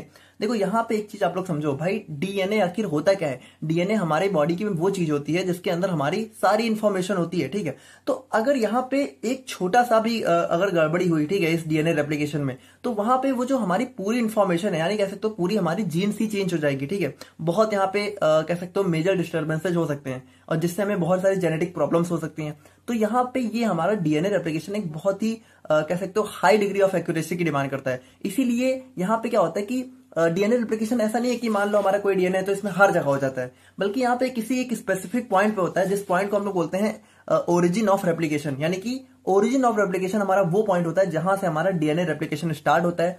और यहाँ पे अगर हम लोग बाकी बात करें, ठीक है, तो आप लोग देखते जाओ, इसमें कुछ खास है नहीं। मतलब ऐसे समझो ना कि डीएनए रेप्लिकेशन में हमारा एक पॉइंट होता है जिसको हम लोग ढूंढते हैं, जहां से हमारा डीएनए रेप्लिकेशन स्टार्ट होता है, उसको हम लोग क्या बोलते हैं, ओरिजिन ऑफ रेप्लिकेशन। बस कुछ खास नहीं है। उसके बाद हम लोग देखें तो replication begins with the spotting of the origin followed by unwinding of 2 DNA strands. अब आप लोग यहाँ पे ध्यान से समझना। देखो होता क्या है कि सबसे पहले तो हम लोग यहाँ पे इस ओरिजिन वाले पॉइंट को फाइंड करते हैं। जब ये ओरिजिन वाला पॉइंट फाइंड हो जाता है, ठीक है, मान लो कि यहाँ पे ये वाला पॉइंट है हमारा, ठीक है, जहां से हमारा ओरिजिन होना है, ठीक है, यानी यहां से डीएनए रेप्लिकेशन स्टार्ट होनी है। तो होता क्या है कि हमारा एक एंजाइम आता है हेलिकेस। अब ये क्या होता है, ये हेलिकेस एंजाइम ना इसको यहाँ पे कह सकते हो बीच से ब्रेक करना स्टार्ट कर देता है। मतलब ये जो हमारे कह सकते हो इसके देखो आप लोगों ने अभी स्ट्रक्चर ऑफ डीएनए बहुत अच्छे से देखा है। वहां पे आप लोगों ने देखा कि यहाँ पे क्या होता है, हमारे जो नाइट्रोजनस बेसिस होते हैं वो एक दूसरे से कनेक्ट होते हैं, ठीक है, ATGC है ना। तो यहाँ पे क्या होता है कि ये जो हमारा हेलिकेस एंजाइम है ये यहाँ पे इनके बीच के बॉन्ड्स को ब्रेक करना स्टार्ट कर देता है, जिससे बेसिकली क्या होता है कि ये डीएनए के दोनों स्ट्रैंड्स है ये यहाँ पे थोड़ा अलग होना स्टार्ट हो जाते हैं। मतलब इसको ऐसे समझो कि ये हमारा जो है कुछ इस तरीके से यहाँ पे क्या होता है कि एक स्ट्रैंड हमारा अलग हो गया और ये हमारा देखो, और ये हमारा अलग हो गया, है ना। तो यहाँ पे देखो ये हेलिकेज एंजाइम ना इनको बिल्कुल ऐसे ब्रेक करता हुआ चला जाता है, मतलब ये यहाँ पे ऐसे ऐसे ऐसे आगे बढ़ते बढ़ते और इनको यहाँ पे कह सकते हो अनवाइंड, अनवाइंड मतलब कह सकते हो अनफोल्ड, मतलब कि कह सकते हो इनके बीच के जो है कह सकते हो स्ट्रैंड्स को जो है मतलब ब्रेक करता हुआ और इनको खोलता हुआ चला जाता है। अब यहाँ पे क्या होता है, unzipping of DNA strands in their entire length is not feasible, मतलब कि not possible due to high energy input. देखो यहाँ पे एक चीज समझो कि अगर हम लोग बात करें कि जैसे हम लोग देख रहे हैं कि यहाँ पे क्या हो रहा है, जो हमारा हेलिकेज एंजाइम है ये यहाँ पे डीएनए स्ट्रैंड्स को अनवाइंड कर रहा है या फिर कह सकते हो अनफोल्ड कर रहा है, लेकिन सॉरी अनवाइंड ही बोलेंगे, ठीक है। तो यहाँ पे देखो एक चीज समझो कि ये जो हमारा अनवाइंडिंग है ये एक साथ ही पूरे डीएनए में हो जाए, ये पॉसिबल नहीं है। क्यों? क्योंकि यहाँ पे ना बहुत हाई एनर्जी की डिमांड होती है। तो होता क्या है ना, ये अनवाइंडिंग ना हमारी कह सकते हो एक धीरे धीरे होती है, मतलब कि पहले यहाँ पे एक पॉइंट पे होती है, फिर दूसरे पॉइंट पे, फिर तीसरे पॉइंट पे, ठीक है। थोड़ा सा देखो ये कंफ्यूजिंग टॉपिक है, बट आई होप कि अभी तक तो आप लोग समझ रहे हो कि इसमें कुछ खास दिक्कत नहीं हुई होगी आपको, ठीक है। बाकी यहाँ पे हम लोग देखें तो hence first replication fork is created catalysed by helicase enzyme. तो देखो सबसे पहले क्या होता है, हमारा एक हेलिकेज फॉर्क, ठीक है, जो हमारा रेप्लिकेशन फॉर्क क्रिएट होता है। अब रेप्लिकेशन फॉर्क का क्या मतलब है, देखो ये जो हमारा कह सकते हो ये जो छोटा सा एरिया है जहां पे इस हमारे हेलिकेज एंजाइम ने डीएनए को रिवाइंड कर दिया है, अनवाइंड कर दिया है, इसी को हम लोग बोलते हैं रेप्लिकेशन फॉर्क। अगर हम लोग इसको और डिटेल में देखें तो यहाँ पे देखो ये हमारा जो है कुछ इस टाइप से हमें देखने को मिलता है, यानी यहाँ पे क्या हुआ, ये हमारा रेप्लिकेशन फॉर्क फॉर्म हो गया। और ये फॉर्म कैसे होता है, हमारा हेलिकेज एंजाइम से, जो कि क्या करता है, अनजिप्स द डीएनए स्ट्रैंड, जो कि हमारे डीएनए स्ट्रैंड्स को क्या करता है, अनजिप कर देता है, यानी वही अनवाइंड कर देता है। तो आई होप कि आप लोगों को इनिशिएशन स्टेप समझ में आ गई होगी। अब हम लोग यहाँ पे बात करते हैं इलॉन्गेशन स्टेप के बारे में। तो अब देखो क्या होता है, as the strands are separated the polymerase enzyme start synthesising the complementary sequence in each of the strand. देखो अब क्या हुआ, अब देखो अब जो हमारे स्ट्रैंड्स हैं वो सेपरेट हो चुके हैं। अब यहाँ पे हमारा एंजाइम आ जाता है डीएनए पॉलीमरेज, ठीक है। तो ये पॉलीमरेज एंजाइम क्या करता है, ये हमारा कह सकते हो कॉम्प्लीमेंट्री सीक्वेंस। अब देखो यहाँ पे आप लोग एक चीज समझना कि हो क्या रहा है, कि यहाँ पे देखो जैसे हमारे डीएनए स्ट्रैंड्स अलग तो हो गए हैं, लेकिन यहाँ पे हमारा डीएनए कोई सिंगल स्ट्रैंड तो होता नहीं है। तो अब अगर हमें यहाँ पे जो है कह सकते हो अपने न्यू डीएनए मॉलिक्यूल्स को बनाना है, तो हमें एक दूसरा स्ट्रैंड भी तो यहाँ पे लाना पड़ेगा, यानी कि हमें जो है एक दूसरा स्ट्रैंड चाहिए होगा। तो वहां पे इस दूसरे स्ट्रैंड्स को लाने का काम कौन करता है, हमारा पॉलीमरेज एंजाइम। लेकिन यहाँ पे ध्यान से देखना, ये जो पॉलीमरेज एंजाइम है ना, ये भी हमारा कह सकते हो इतनी इजिली काम नहीं करता है। देखो अभी हम लोग समझ रहे हैं, बाकी हम लोग बात करें, the parental strands will act as a template for newly synthesising daughter strands. देखो यहाँ पे बेसिकली टेम्पलेट का मतलब क्या है कि जो ये हमारे हो गए पैरेंटल स्ट्रैंड्स, है ना। तो ये हमारे टेम्पलेट मतलब कह सकते हो कि एक कह सकते हो मतलब यही जो हमारा न्यू डीएनए फॉर्म होने वाला है उसके लिए एक सपोर्ट की तरह काम करते हैं, ठीक है, टेम्पलेट की तरह। नाउ अगर हम लोग यहाँ पे देखें, it is to be noted that elongation is unidirectional, DNA is always polymerized only in the 5 prime to 3 prime direction.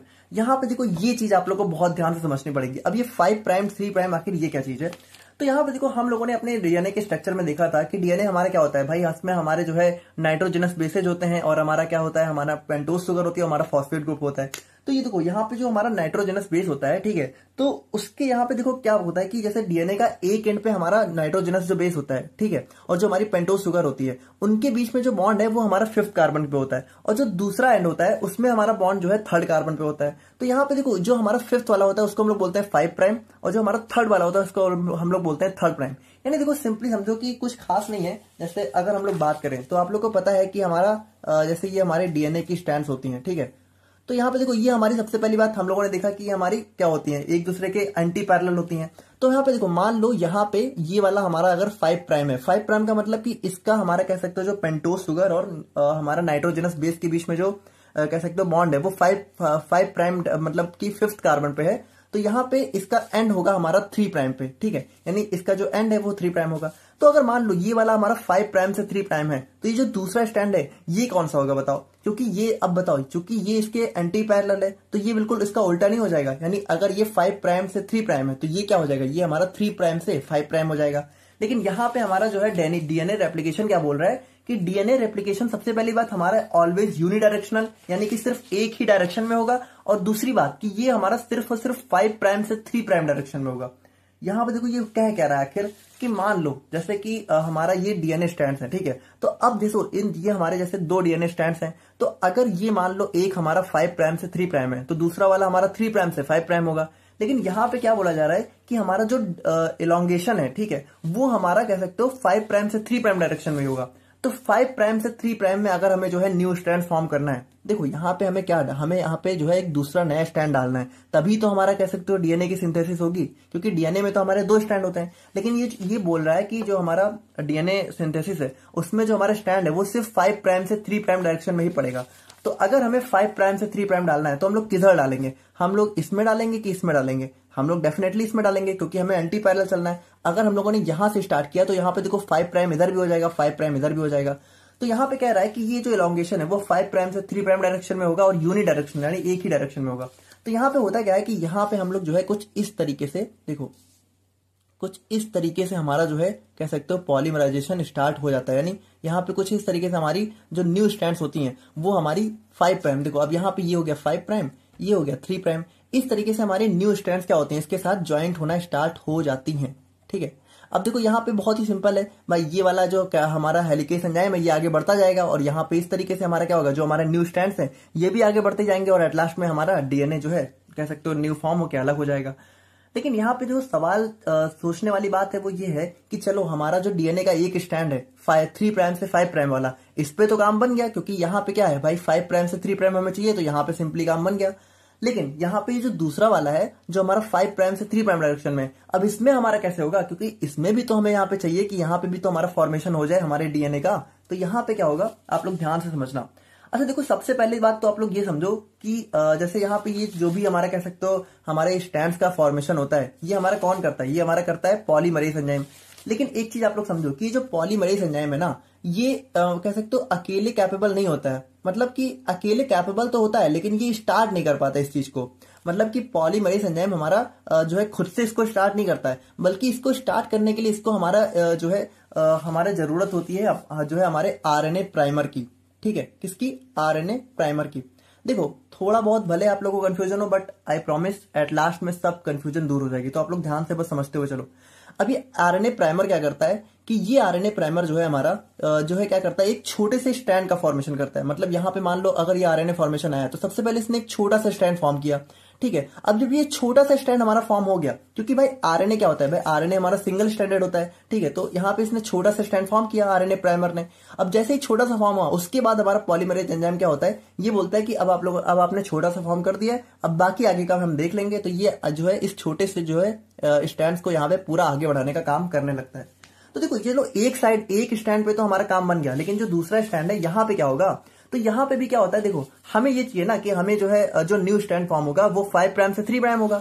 अब देखो अगर हमें यहाँ पे 5 प्राइम से 3 प्राइम फॉर्म करना है तो हम लोग इधर से तो नहीं चल सकते, लेकिन अगर हम लोग इधर से चलें तो यहाँ पे देखो अगर हम लोग इधर से किसी तरह चलना स्टार्ट कर दें तो क्या होगा, यहाँ पे ये हमारा 5 प्राइम इधर आ जाएगा, 3 प्राइम इधर चला जाएगा, तो ये हमारा एंटी पैरेलल वाला फंडा भी गड़बड़ नहीं होगा।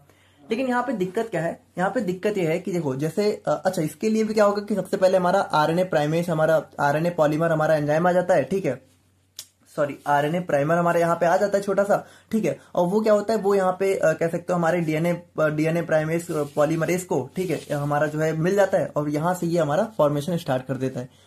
लेकिन प्रॉब्लम क्या है कि देखो यहाँ पे तो जो हमारा कह सकते हो फॉर्मेशन स्ट्रैंड्स का वो 5 प्राइम से 3 प्राइम डायरेक्शन में हो रहा है और ये यहाँ पे इधर की तरफ बढ़ रहा है, और जो हमारा हेलिकेज एंजाइम है ये डीएनए को अनवाइंड या फिर कह सकते हो अनफोल्ड भी इधर की डायरेक्शन में कर रहा है। तो ये तो हमारा चलो आगे बढ़ता चला जाएगा, लेकिन यहाँ पे क्या होगा कि यहाँ पे तो हम लोग जो है कह सकते हो जो न्यू स्टैंड है वो इधर से इधर बन रहा है। तो मान लो यह यहाँ पे इतने पे स्टैंड बन गया। ठीक है, चलो मान लिया इतने पे हमारा स्टैंड बन गया, लेकिन जब ये और आगे बढ़ जाएगा तो अब उसके आगे क्या, तो होता क्या है कि यहाँ पे क्या होता है, यहाँ पे जो है हमारे कुछ छोटे छोटे फ्रैगमेंट्स बार बार बनते रहते हैं। मतलब ये जो आरएनए प्राइमर है ये हमारा बीच बीच में जाके छोटे छोटे फ्रैगमेंट बनाता रहता है। तो होता क्या है कि देखो एक स्टैंड पे तो हमारा ध्यान से समझना ही बहुत इंपॉर्टेंट चीज है कि देखो एक स्टैंड जो होती है, ठीक है, तो एक स्टैंड पे तो हमारा ये जो दूसरा वाला स्टैंड जो न्यूली फॉर्म स्टैंड है वो यहाँ पे आगे बढ़ता रहता है। ठीक है, वो बनाता रहता है, लेकिन जो दूसरा वाला स्टैंड होता है हमारा डीएनए का, ठीक है, दूसरा वाला ये वाला, यहाँ पे क्या होता है, यहाँ पे हमारा इस डायरेक्शन में चलता है। तो यहाँ पे हमारे कुछ छोटे छोटे फ्रैगमेंट्स बनते हैं। ठीक है, छोटे छोटे यहाँ पे इस तरीके से बनते हैं, है ना, समझ रहे हो, क्योंकि ये इधर से आगे बढ़ रहा है। क्योंकि हमें चाहिए क्या, हमें यहाँ पे साफ साफ मेंशन है कि जो हमारा न्यू स्टैंड है वो 5 प्राइम से 3 प्राइम डायरेक्शन में ही बढ़ेगा। तो ये देखो 5 प्राइम से 3 प्राइम, 5 प्राइम से 3 प्राइम, 5 प्राइम से 3 प्राइम, यानी यहाँ पे डीएनए के छोटे छोटे स्टैंड्स बनना स्टार्ट हो जाएंगे, क्योंकि यहाँ पे ये 3 प्राइम से 5 प्राइम है। तो होता क्या है कि यहाँ पे इस छोटे छोटे जो फ्रैगमेंट्स हैं इनको हम लोग बोलते हैं ओकाजाकी फ्रैगमेंट्स, ठीक है। तो इनको हम लोग यहाँ पे बोलते हैं ओकाजाकी फ्रैगमेंट्स। और एट लास्ट में क्या होता है, देखो एट लास्ट में जब हमारा सारा काम बन जाता है तो यहाँ पे इन छोटे छोटे फ्रैगमेंट्स को यहाँ पे क्या होता है, हमारा एक एंजाइम आ जाता है डीएनए लाइगेज, जो कि यहाँ पे हमारा ग्लाइकोसिडिक बॉन्ड बना के इन जो फ्रैगमेंट्स है इनको यहाँ पे ज्वाइन कर देता है। और फाइनली हमें जो है यहाँ पे भी हमारा पूरा डीएनए का प्रॉपर स्ट्रैंड देखने को मिल जाता है। और इस तरीके से हमारे डीएनए के दोनों स्ट्रैंड पे हमारे न्यू डीएनए का सिंथेसिस हो जाता है। तो हम लोग यहाँ पे इस चीज को अब नोट्स में देखते हैं, ठीक है, कि in one strand it is continuous. तो देखो एक स्ट्रैंड पे तो ये हमारी कॉन्टिन्यूअस होती है, देखो यहाँ पे ये प्योर कॉन्टिन्यूअस है, लेकिन in the another strand it is discontinuous. Discontinuous क्यों? क्योंकि यहाँ पे देखो क्या हो रहा है, यहाँ पे हमारे छोटे छोटे बनेंगे, यानी देखो एक बना फिर यहाँ पे खत्म हो गया, फिर एक बना फिर खत्म हो गया, फिर एक बना फिर खत्म हो गया, फिर एक बना फिर खत्म हो गया। क्योंकि यहाँ पे देखो ये हमारा हेलिकेज एंजाइम क्या है, ये बार बार आगे बढ़ता रहेगा, तो यहाँ पे हमें बार बार बढ़ाने की जरूरत होगी, है ना, बार बार बढ़ाने की। तो यहाँ पे तो इसको हम लोग बोलते हैं डिसकॉन्टिन्यूअस रेप्लिकेशन, ठीक है। तो दो तरह के होते हैं, एक होता है हमारा कॉन्टिन्यूअस रेप्लिकेशन और एक होता है discontinuous replication. They occur as fragments called Okazaki fragment. और ये जो डिसकॉन्टिन्यूअस रेप्लिकेशन है तो यहाँ पे ये हमारे फ्रैगमेंट्स में अकर होते हैं, जिसको हम लोग बोलते हैं ओकाजाकी फ्रैगमेंट, ठीक है। Now the enzyme called DNA ligase joined them later. और यहाँ पे क्या होता है, जो हमारा डीएनए लाइगेज है इन ओकाजाकी फ्रैगमेंट्स को यहाँ पे कुछ टाइम बाद यहाँ पे ज्वाइन कर देता है। नाउ फाइनली हम लोग बात करें अपने लास्ट स्टेप की, तो यहाँ पे आ जाती है हमारी टर्मिनेशन स्टेप। अब देखो टर्मिनेशन में क्या होता है, termination of replication occurs in different ways in different organism. अब देखो हमें अपना जो है ह्यूमन बॉडी में ही पढ़ना है, तो ह्यूमन बॉडी में मेनली क्या होता है, an enzyme called exonuclease removes all the RNA primers. देखो यहाँ पे क्या हो रहा है कि भाई हमारा आरएनए प्राइमर ही तो बन रहा है, तभी से तो हमारा डीएनए सिंथेसिस हो रही है। जैसे यहाँ पे देखो, अब देखो एक चीज समझो कि यूनिडायरेक्शनल वाले में तो आरएनए प्राइमर सिर्फ एक बार आ रहा है, लेकिन यहाँ पे जैसे जो हमारे फ्रैगमेंट्स बन रहे हैं तो यहाँ पे हमें बार बार आरएनए प्राइमर की जरूरत पड़ रही है ना, क्योंकि देखो यहाँ पे आरएनए प्राइमर आया थोड़ा सा बना, फिर यहाँ पे आरएनए प्राइमर आया थोड़ा सा बना, फिर यहाँ पे आरएनए प्राइमर आया थोड़ा सा बना, फिर हमारा आरएनए प्राइमर आया थोड़ा सा बना। देखो यहाँ पे इस चीज को आप लोग समझे कि नहीं समझे, देखो ये बहुत इंपॉर्टेंट पॉइंट है कि ये फ्रैगमेंट्स क्यों बन रहे हैं। थोड़ा सा मुझे लगता है आप लोग अभी भी कंफ्यूज हो, अगर समझ गए हो तो थोड़ा स्किप कर देना, अभी भी कंफ्यूज हो तो अब आप लोग इस चीज को देखो, तब आप लोग समझ जाओगे। देखो यहाँ पे हो क्या रहा है, जैसे ये हमारा मान लो डीएनए का फ्रेगमेंट्स है, ठीक है। अब यहाँ पे जैसे हो क्या रहा है कि ये जो हेलिकेज एंजाइम है ये इसको खोलता हुआ चला जा रहा है, और यहाँ पे मान लो ये हमारा है जो है 3 प्राइम से 5 प्राइम वाला स्टैंड, और ये है 5 प्राइम से 3 प्राइम वाला स्टैंड। अब यहाँ पे डीएनए रेप्लिकेशन में क्या कह रहा है कि जो हमारा न्यू स्टैंड है, ठीक है, वो हमारा 5 प्राइम से 3 प्राइम डायरेक्शन में ही फॉर्म होगा, और हमें पता है कि जो हमारे स्टैंड है वो एंटी पैरेलल होते हैं, तो 5 प्राइम से 3 प्राइम वाला स्टैंड जो है इधर ही तो फॉर्म होगा। तो यहाँ पे देखो ये तो हमारा मस्त फॉर्म होता चला जाएगा, है ना, मस्त फॉर्म हो जाएगा। लेकिन यहाँ पे जो दूसरा वाला है, यहाँ पे क्या होगा, यहाँ पे हमें स्टैंड जो है उल्टी डायरेक्शन में यानी इधर से फॉर्म करना पड़ेगा, क्योंकि इधर से ही तो होगा 5 प्राइम से 3 प्राइम, है ना। तो अब होगा क्या कि देखो यहां तक तो इसने फॉर्म कर लिया, लेकिन हुआ क्या कि हेलिकेज एंजाइम और आगे बढ़ा, तो अब इसने क्या किया, अब इसने और आगे खोल दिया, है ना, और आगे इसको ओपन कर दिया। तो अब देखो यहां तक तो ये बन गया था, लेकिन अब ये और आगे बढ़ा, तो देखो ये वाला तो आगे बढ़ जाएगा क्योंकि ये वाला यूनि डायरेक्शन ऐसे चल रहा है, लेकिन इसका डायरेक्शन तो ऐसे चल रहा है ना, तो ये तो यहां से शुरू हुआ, यहां खत्म हो गया। अब ये जो पीछे जो यहाँ पे और बच गया, सॉरी यहाँ पे देखो यहाँ पे जो और बच गया, तो यहाँ पे क्या होगा, तो यहाँ पे फिर से हमारा आरएनए प्राइमर आएगा और यहाँ पे फिर से बनेगा। तो इस तरीके से देखो ये जो हेलिकेज एंजाइम है जैसे जैसे ये आगे बढ़ता रहता है, तो यहाँ पे हमारा आरएनए प्राइमर जो है इस दूसरे वाले साइड में जो है बार बार हमारा डीएनए फ्रैगमेंट्स बनाता रहता है, जिसको हम लोग ओकाजाकी फ्रैगमेंट बोलते हैं। और एट लास्ट में ये सारे हमारे जो है डीएनए लाइगेज एंजाइम से ज्वाइन हो जाते हैं, और हमारा फाइनल जो है हमारा डीएनए देखने को मिल जाता है। देखो इधर साइड वाले में कोई दिक्कत नहीं है, क्योंकि ये तो इधर साइड आगे बढ़ रहा है, तो ये तो बनता रहेगा, लेकिन जो इधर साइड वाला है ये हमें बार बार बनाना पड़ेगा, क्योंकि हमारा डीएनए लाइगेज इसको बार बार जो है खोलता रहेगा। पहले मान लो इसने इतने में खोला, फिर मान लो इसने इतने में खोला, ठीक है, तो पहले मान लो यहां से यहां बना, तो अब यहां से यहां पे हमें दोबारा से बनाना पड़ेगा, है ना। तो ये कॉन्सेप्ट है थोड़ा सा, आई होप कि आप लोग समझ गए होंगे, ठीक है, थोड़ा सा कंफ्यूजिंग था। टर्मिनेशन ऑफ, तो यहाँ पे वही चीज है कि हमारा जो एक्सोन्यूक्लियस है वो हमारा ऑल द मतलब कि जितने भी आरएनए प्राइमर हमारे बने हैं, ठीक है, जो जितने भी आरएनए प्राइमर हमारे यहाँ पे बन रहे हैं उन सबको रिमूव कर देगा। और उसके बाद यहाँ पे क्या होगा, original strand after the formation of continuous and discontinuous, यानी कि जितने भी हमारे कॉन्टिन्यूअस और डिसकॉन्टिन्यूअस स्ट्रैंड्स हैं वो जब बन जाएंगे तो हमारा यहाँ पे सब कुछ रिमूव कर देगा आरएनए प्राइमर, और फाइनली हमारा जो है डीएनए देखने को मिल जाएगा। तो यहाँ पे देखो इस फिगर में अगर आप लोग देखो तो बहुत क्लियरली आप लोग समझ सकते हो कि देखो यहाँ पे इस वाले स्टैंड में क्या हो रहा है, इस वाले स्टैंड में यहाँ पे हमारा देखो ये हमारा कॉन्टिन्यूअस स्ट्रैंड है, क्योंकि ये हमारा जो है यूनिडायरेक्शन यानी कि इधर की तरफ चल रहा है, तो यहाँ पे ये डीएनए प्राइमेस आगे बढ़ता जाएगा और ये भी आगे बढ़ता जाएगा। लेकिन यहाँ पे ये वाला चूंकि इस डायरेक्शन में चल रहा है, तो यहाँ पे देखो जैसे यहाँ से शुरू हुआ यहाँ तक, अब जैसे ये आगे और खुलेगा तो यहाँ पे हमें फिर से बनाना पड़ेगा। तो ये फ्रैगमेंट्स में देखो 1 fragment, 2 fragment, 3 fragment, at last में हम लोग क्या करेंगे, सारे फ्रैगमेंट्स को ज्वाइन कर देंगे और यहाँ पे दोनों तरफ हमें जो है अपना डीएनए फॉर्मेशन देखने को मिल जाएगा।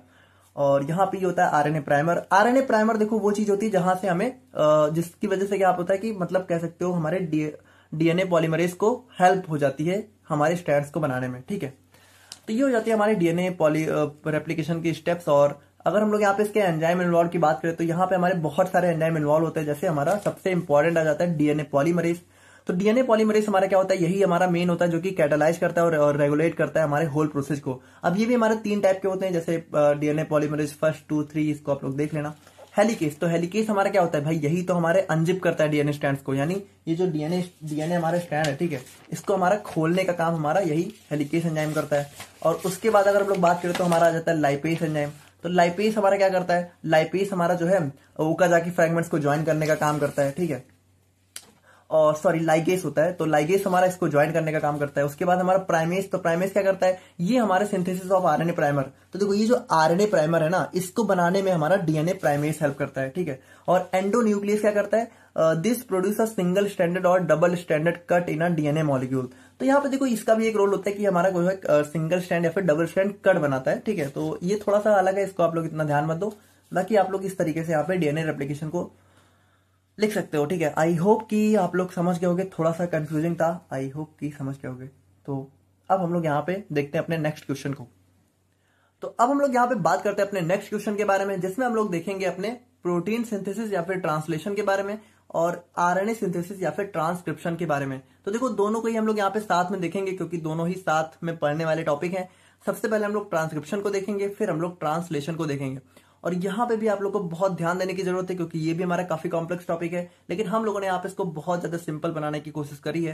तो आप लोग यहाँ पे थोड़ा सा ध्यान देके चीजों को देखना। तो सबसे पहले हम लोग यहाँ पे बात करते हैं अपने ट्रांसक्रिप्शन या फिर आरएनए सिंथेसिस के बारे में। तो देखो जैसा इसका नाम है, यहाँ पे हमारा क्या होगा, आरएनए की सिंथेसिस, यानी कि जो हमारा आरएनए है उसका फॉर्मेशन हमें देखने को मिलेगा। अब आप लोग यहाँ पे एक चीज समझना, ये जो हमारा डीएनए है, ठीक है, तो इसी से हमारा आरएनए बनता है, ठीक है। और इस आरएनए से हमारे यहाँ पे फर्दर जो है हमें प्रोटीन देखने को मिलता है। तो यहाँ पे देखो ये जो डीएनए से आरएनए की फॉर्मेशन होती है इसको हम लोग बोलते हैं ट्रांसक्रिप्शन, ठीक है। और ये जो आरएनए से हमारा प्रोटीन बनता है इसको हम लोग बोलते हैं ट्रांसलेशन। तो अब हम लोग यहाँ पे सबसे पहले इस ट्रांसक्रिप्शन को देखते हैं। तो इसमें क्या होता है, देखो it is a process in which RNA यानी कि हमारा जो राइबोन्यूक्लिक एसिड है उसकी सिंथेसिस होती है हमारे किससे, डीएनए से। और उसके बाद हम लोग बात करते हैं हमारा फर्स्ट स्टेप होता है किसमें, जीन एक्सप्रेशन में। देखो यहाँ पे ध्यान देना कि एक ट्रांसक्रिप्शन और ट्रांसलेशन इन दोनों को ही कंबाइंड फॉर्म में हम लोग जो है जीन एक्सप्रेशन बोलते हैं। In which genetic information stored in DNA express through RNA. जिसमें क्या होता है, जीन एक्सप्रेशन का मतलब है कि देखो डीएनए में क्या होती है हमारी जेनेटिक इन्फॉर्मेशन, तो ये जहां पे क्या होता है जेनेटिक इन्फॉर्मेशन कह सकते हो यहाँ पे आरएनए के फॉर्म में कह सकते हो एक्सप्रेस यहाँ पे होती है, ठीक है। It is simply known as RNA synthesis और only specific part of DNA is responsible for RNA synthesis known as structural gene. देखो यहाँ पे क्या बताया जा रहा है कि जैसे हमारा मान लो डीएनए है, ठीक है, तो इस पूरे के पूरे डीएनए में नहीं देखने को मिलती है हमारी आरएनए सिंथेसिस, बल्कि इसका यहाँ पे कुछ स्पेशल पार्ट ही होता है जिसको हम लोग बोलते हैं स्ट्रक्चरल जीन, ठीक है। तो इस स्ट्रक्चरल जीन यानी कि अगर आप लोग थोड़ा और अच्छे से देखो तो यहाँ पे देखो जैसे मान लो ये इतना पार्ट, ठीक है, तो इस इतने पार्ट में ही हमें आरएनए सिंथेसिस देखने को मिलेगी जिसको हम लोग बोल देंगे स्ट्रक्चरल जीन। और उसके बाद हम लोग बात करें तो यहाँ पे आरएनए सिंथेसिस जो है ये हमारा मेडिएटेड होती है हमारे किस एंजाइम से, आरएनए पॉलीमरेज से। देखो अगर आप लोगों को याद हो तो अभी हम लोगों ने देखा कि डीएनए सिंथेसिस किससे होती थी, डीएनए पॉलीमरेज से। आरएनए सिंथेसिस हमारे किससे होती है, आरएनए पॉलीमरेज से। अब अगर हम लोग यहाँ पे बात करें तो देखो यहाँ पे the strand at which RNA synthesis takes place is known as template और ट्रांसक्रिप्टेड स्ट्रैंड। अब देखो ये यहाँ पे थोड़ा समझने वाली बात है कि जैसे हमारे डीएनए में 2 स्ट्रैंड होती हैं, लेकिन जो हमारा आरएनए सिंथेसिस है ये हमारा किसी सिंगल स्ट्रैंड पे ही होता है, दोनों के दोनों स्ट्रैंड पे हमारी आरएनए सिंथेसिस नहीं होती है। क्यों? क्योंकि यहाँ पे देखो आरएनए क्या होता है भाई, आरएनए हमारा सिंगल स्ट्रैंडेड तो मॉलिक्यूल होता है, तो इसके अंदर डबल स्ट्रैंड तो होती नहीं है, तो यहाँ पे हमारा किसी सिंगल स्ट्रैंड पे ही हमारा इसकी सिंथेसिस देखने को मिलती है। बाकी अभी हम लोग यहाँ पे देख रहे हैं। और स्टेजेस की बात करें तो देखो बिल्कुल डीएनए रेप्लिकेशन की तरह इसमें भी 3 स्टेप होती हैं। पहला होता है इनिशिएशन, दूसरा होता है इलोंगेशन और थर्ड होता है टर्मिनेशन। तो सबसे पहले हम लोग बात करते हैं अपने इनिशिएशन स्टेज के बारे में। तो देखो इनिशिएशन में क्या होता है, RNA polymerase and enzyme responsible for RNA synthesis bind to a specific region of DNA called promoter. देखो होता क्या है कि जैसे मान लो ये हमारा डीएनए है, ठीक है, और मान लो यहाँ पे इस इतने साइड में हमारा यहाँ पे आरएनए सिंथेसिस होनी है, तो इसमें भी देखो यहाँ पे जो हमारा फर्स्ट वाला पार्ट होता है इसको हम लोग बोलते हैं प्रमोटर, ठीक है। तो इसी प्रमोटर पे क्या होता है, इस प्रमोटर पे सबसे पहले ये जो हमारा आरएनए पॉलीमरेज है ये जाके हमारे यहाँ पे इस प्रमोटर पे बाइंड हो जाता है, और बाइंड होने के बाद क्या होता है, after binding it starts the unwinding of DNA, यानी कि यहाँ पे क्या होता है, ये जो है जैसे मान लो यहाँ पे इस प्रमोटर पे बाइंड हुआ, अब ये इस डीएनए को खोलना चालू कर देगा। तो यहाँ पे देखो अगर हम लोग देखें तो बाइंड होने के बाद देखो इसने क्या किया, इस डीएनए को कुछ इस तरीके से ओपन कर दिया। अब देखो यहाँ पे डीएनए रेप्लिकेशन से क्यों अलग है, क्योंकि डीएनए रेप्लिकेशन में क्या होता था कि हमारी दोनों स्ट्रैंड्स ऐसे ओपन हो जाती थी, है ना, लेकिन यहाँ पे ऐसा नहीं है। यहाँ पे देखो यहाँ पे हमारा कुछ कह सकते हो हमारे डीएनए के कुछ पार्ट में ही हमारे स्ट्रैंड्स ओपन होंगी, ठीक है, बीच में, बाकी दोनों साइड्स हमारी स्ट्रैंड्स दोबारा से बनी रहेंगी, सिर्फ बीच में इस स्पेसिफिक पार्ट में ही हमारे स्ट्रैंड्स ओपन हुई है, ठीक है। और इस पार्ट को हम लोग बोलते हैं स्ट्रक्चरल जीन, जहां पे हमारा आरएनए सिंथेसिस देखने को मिलेगा। तो this marks the starting point for transcription, और यहीं पे देखो यहाँ पे क्या होता है, ये हमारा स्टार्टिंग पॉइंट होता है, यानी प्रमोटर जो है वहां से हमारा स्टार्ट होता है हमारा ट्रांसक्रिप्शन। और उसके बाद हम लोग बात करें अपने इलॉन्गेशन स्टेप के बारे में, तो यहाँ पे क्या होता है, the RNA polymerase moves along DNA template unwinding the double helix and synthesising a complementary RNA strand. देखो होता क्या है, हमारा मान लो आरएनए पॉलीमरेज आया, ठीक है, और इस आरएनए पॉलीमरेज ने क्या किया कि सबसे पहले यहाँ पे हमारा प्रमोटर से स्टार्ट किया, और यहाँ पे इसको जो है कंटिन्यू जो है अनवाइंड करता स्टार्ट चला गया, ठीक है, मतलब इसको अनवाइंड करता गया, और अनवाइंड करते करते इसने क्या किया, हमारा जो है एक सिंथेसिस किया किसका, एक कॉम्प्लीमेंट्री आरएनए स्ट्रैंड, और यहाँ पे इसने जो है अनवाइंड करते करते एक आरएनए स्ट्रैंड का भी सिंथेसिस स्टार्ट कर दिया, ठीक है। तो ये हमारी आरएनए सिंथेसिस हमारे 5 प्राइम से 3 प्राइम डायरेक्शन में होती है, और अगर ये 5 प्राइम से 3 प्राइम में हो रही है तो हमारे किस स्टैंड में होगी, हमारे 3 प्राइम से 5 प्राइम में वाले स्टैंड में होगी। देखो यहाँ पे जो स्टैंड हमारा जो है कह सकते हो जिसमें हमारी सिंथेसिस होती है, उस स्टैंड को हम लोग क्या बोलते हैं, उस स्टैंड को अभी हम लोगों ने देखा कि उसको हम लोग जो है बोलते हैं ट्रांसक्रिप्टेड स्टैंड, या फिर इसी का दूसरा नाम हमारा हो जाता है यहाँ पे टेम्पलेट स्टैंड, ठीक है। तो यहाँ पे देखो जिस स्टैंड पे हमारा आरएनए बनता है उसी को हम लोग बोलते हैं, उसको हम लोग बोलते हैं ट्रांसक्रिप्टेड या फिर टेम्पलेट स्टैंड। तो यहाँ पे देखो होता क्या है कि देखो जैसे ये हमारा आरएनए यहाँ पे बनाता चला गया, अब देखो जैसे जैसे मान लो as it moves it continues to unwind the DNA ahead and rewind it behind. देखो यहाँ पे क्या बोला जा रहा है कि जैसे मान लो ये आरएनए पॉलीमरेज है, तो ये जैसे जैसे आगे बढ़ता रहता है तो ये आगे वाले डीएनए को तो अनवाइंड करता है, लेकिन जो पीछे इसने कह सकते हो अनवाइंड किया था इसको रिवाइंड करने लगता है। मतलब ऐसे समझो कि मान लो ये इसने ऐसे मान लो, ठीक है, इसने इतना किया, ठीक है, तो ये करता क्या है कि जैसे जैसे आगे बढ़ता है तो ये आगे वाले को तो कह सकते हो और खोलता चला जाता है ना, और ओपन करता चला जाता है, लेकिन ये जो पीछे इसने खोला था इसको यहाँ पे दोबारा से रिवाइंड यानी कि दोबारा से उनको बाइंड भी करता चला जाता है। रिवाइंड का मतलब कह सकते हो दोबारा से बाइंड, है ना, यानी कि दोबारा से उनको यहाँ पे कह सकते हो कंबाइन करता भी चला जाता है, forming an RNA stand that is complementary to DNA template, ठीक है। और यहाँ पे एक आरएनए स्टैंड का फॉर्मेशन करता रहता है जो कि हमारा डीएनए स्टैंड के कॉम्प्लीमेंट्री होता है, ठीक है। कॉम्प्लीमेंट्री का मतलब यहाँ पे कि जैसे इसकी जो बेसेज होते हैं वो यहाँ पे इसके साथ कह सकते हो कॉम्प्लीमेंट होते रहे। और टर्मिनेशन की बात करें यानी कि फाइनल स्टेप की, तो इसमें क्या होता है, eventually transcription reaches a termination sequence in the DNA which signals the RNA polymerase to release the newly synthesized RNA strand and detach from DNA template in the presence of Rho factor। देखो यहाँ पे होता क्या है, जैसे हम लोगों ने देखा कि जो जिस पार्ट में हमारा आरएनए सिंथेसिस होती है उसको हम लोग बोलते हैं स्ट्रक्चरल जीन, जहां से स्टार्ट होती है उसको हम लोग बोलते हैं प्रमोटर। और देखो यहाँ पे हमारा एक पॉइंट आता है टर्मिनेटर, यहाँ पे क्या होता है, यहाँ पे हमारी आरएनए सिंथेसिस टर्मिनेट हो जाती है, यानी यहाँ पे हमारा आरएनए पूरी तरीके से बन जाता है। तो होता क्या है कि जो हमारा आरएनए बना है, ठीक है, वो हमारा रिलीज हो जाता है, और यहाँ पे हमारा जो है एक कह सकते हो इसमें हमारा एक रो फैक्टर भी काम करता है, ठीक है, जो कि इसकी कह सकते हो हमारे टर्मिनेशन में एक हेल्प करता है।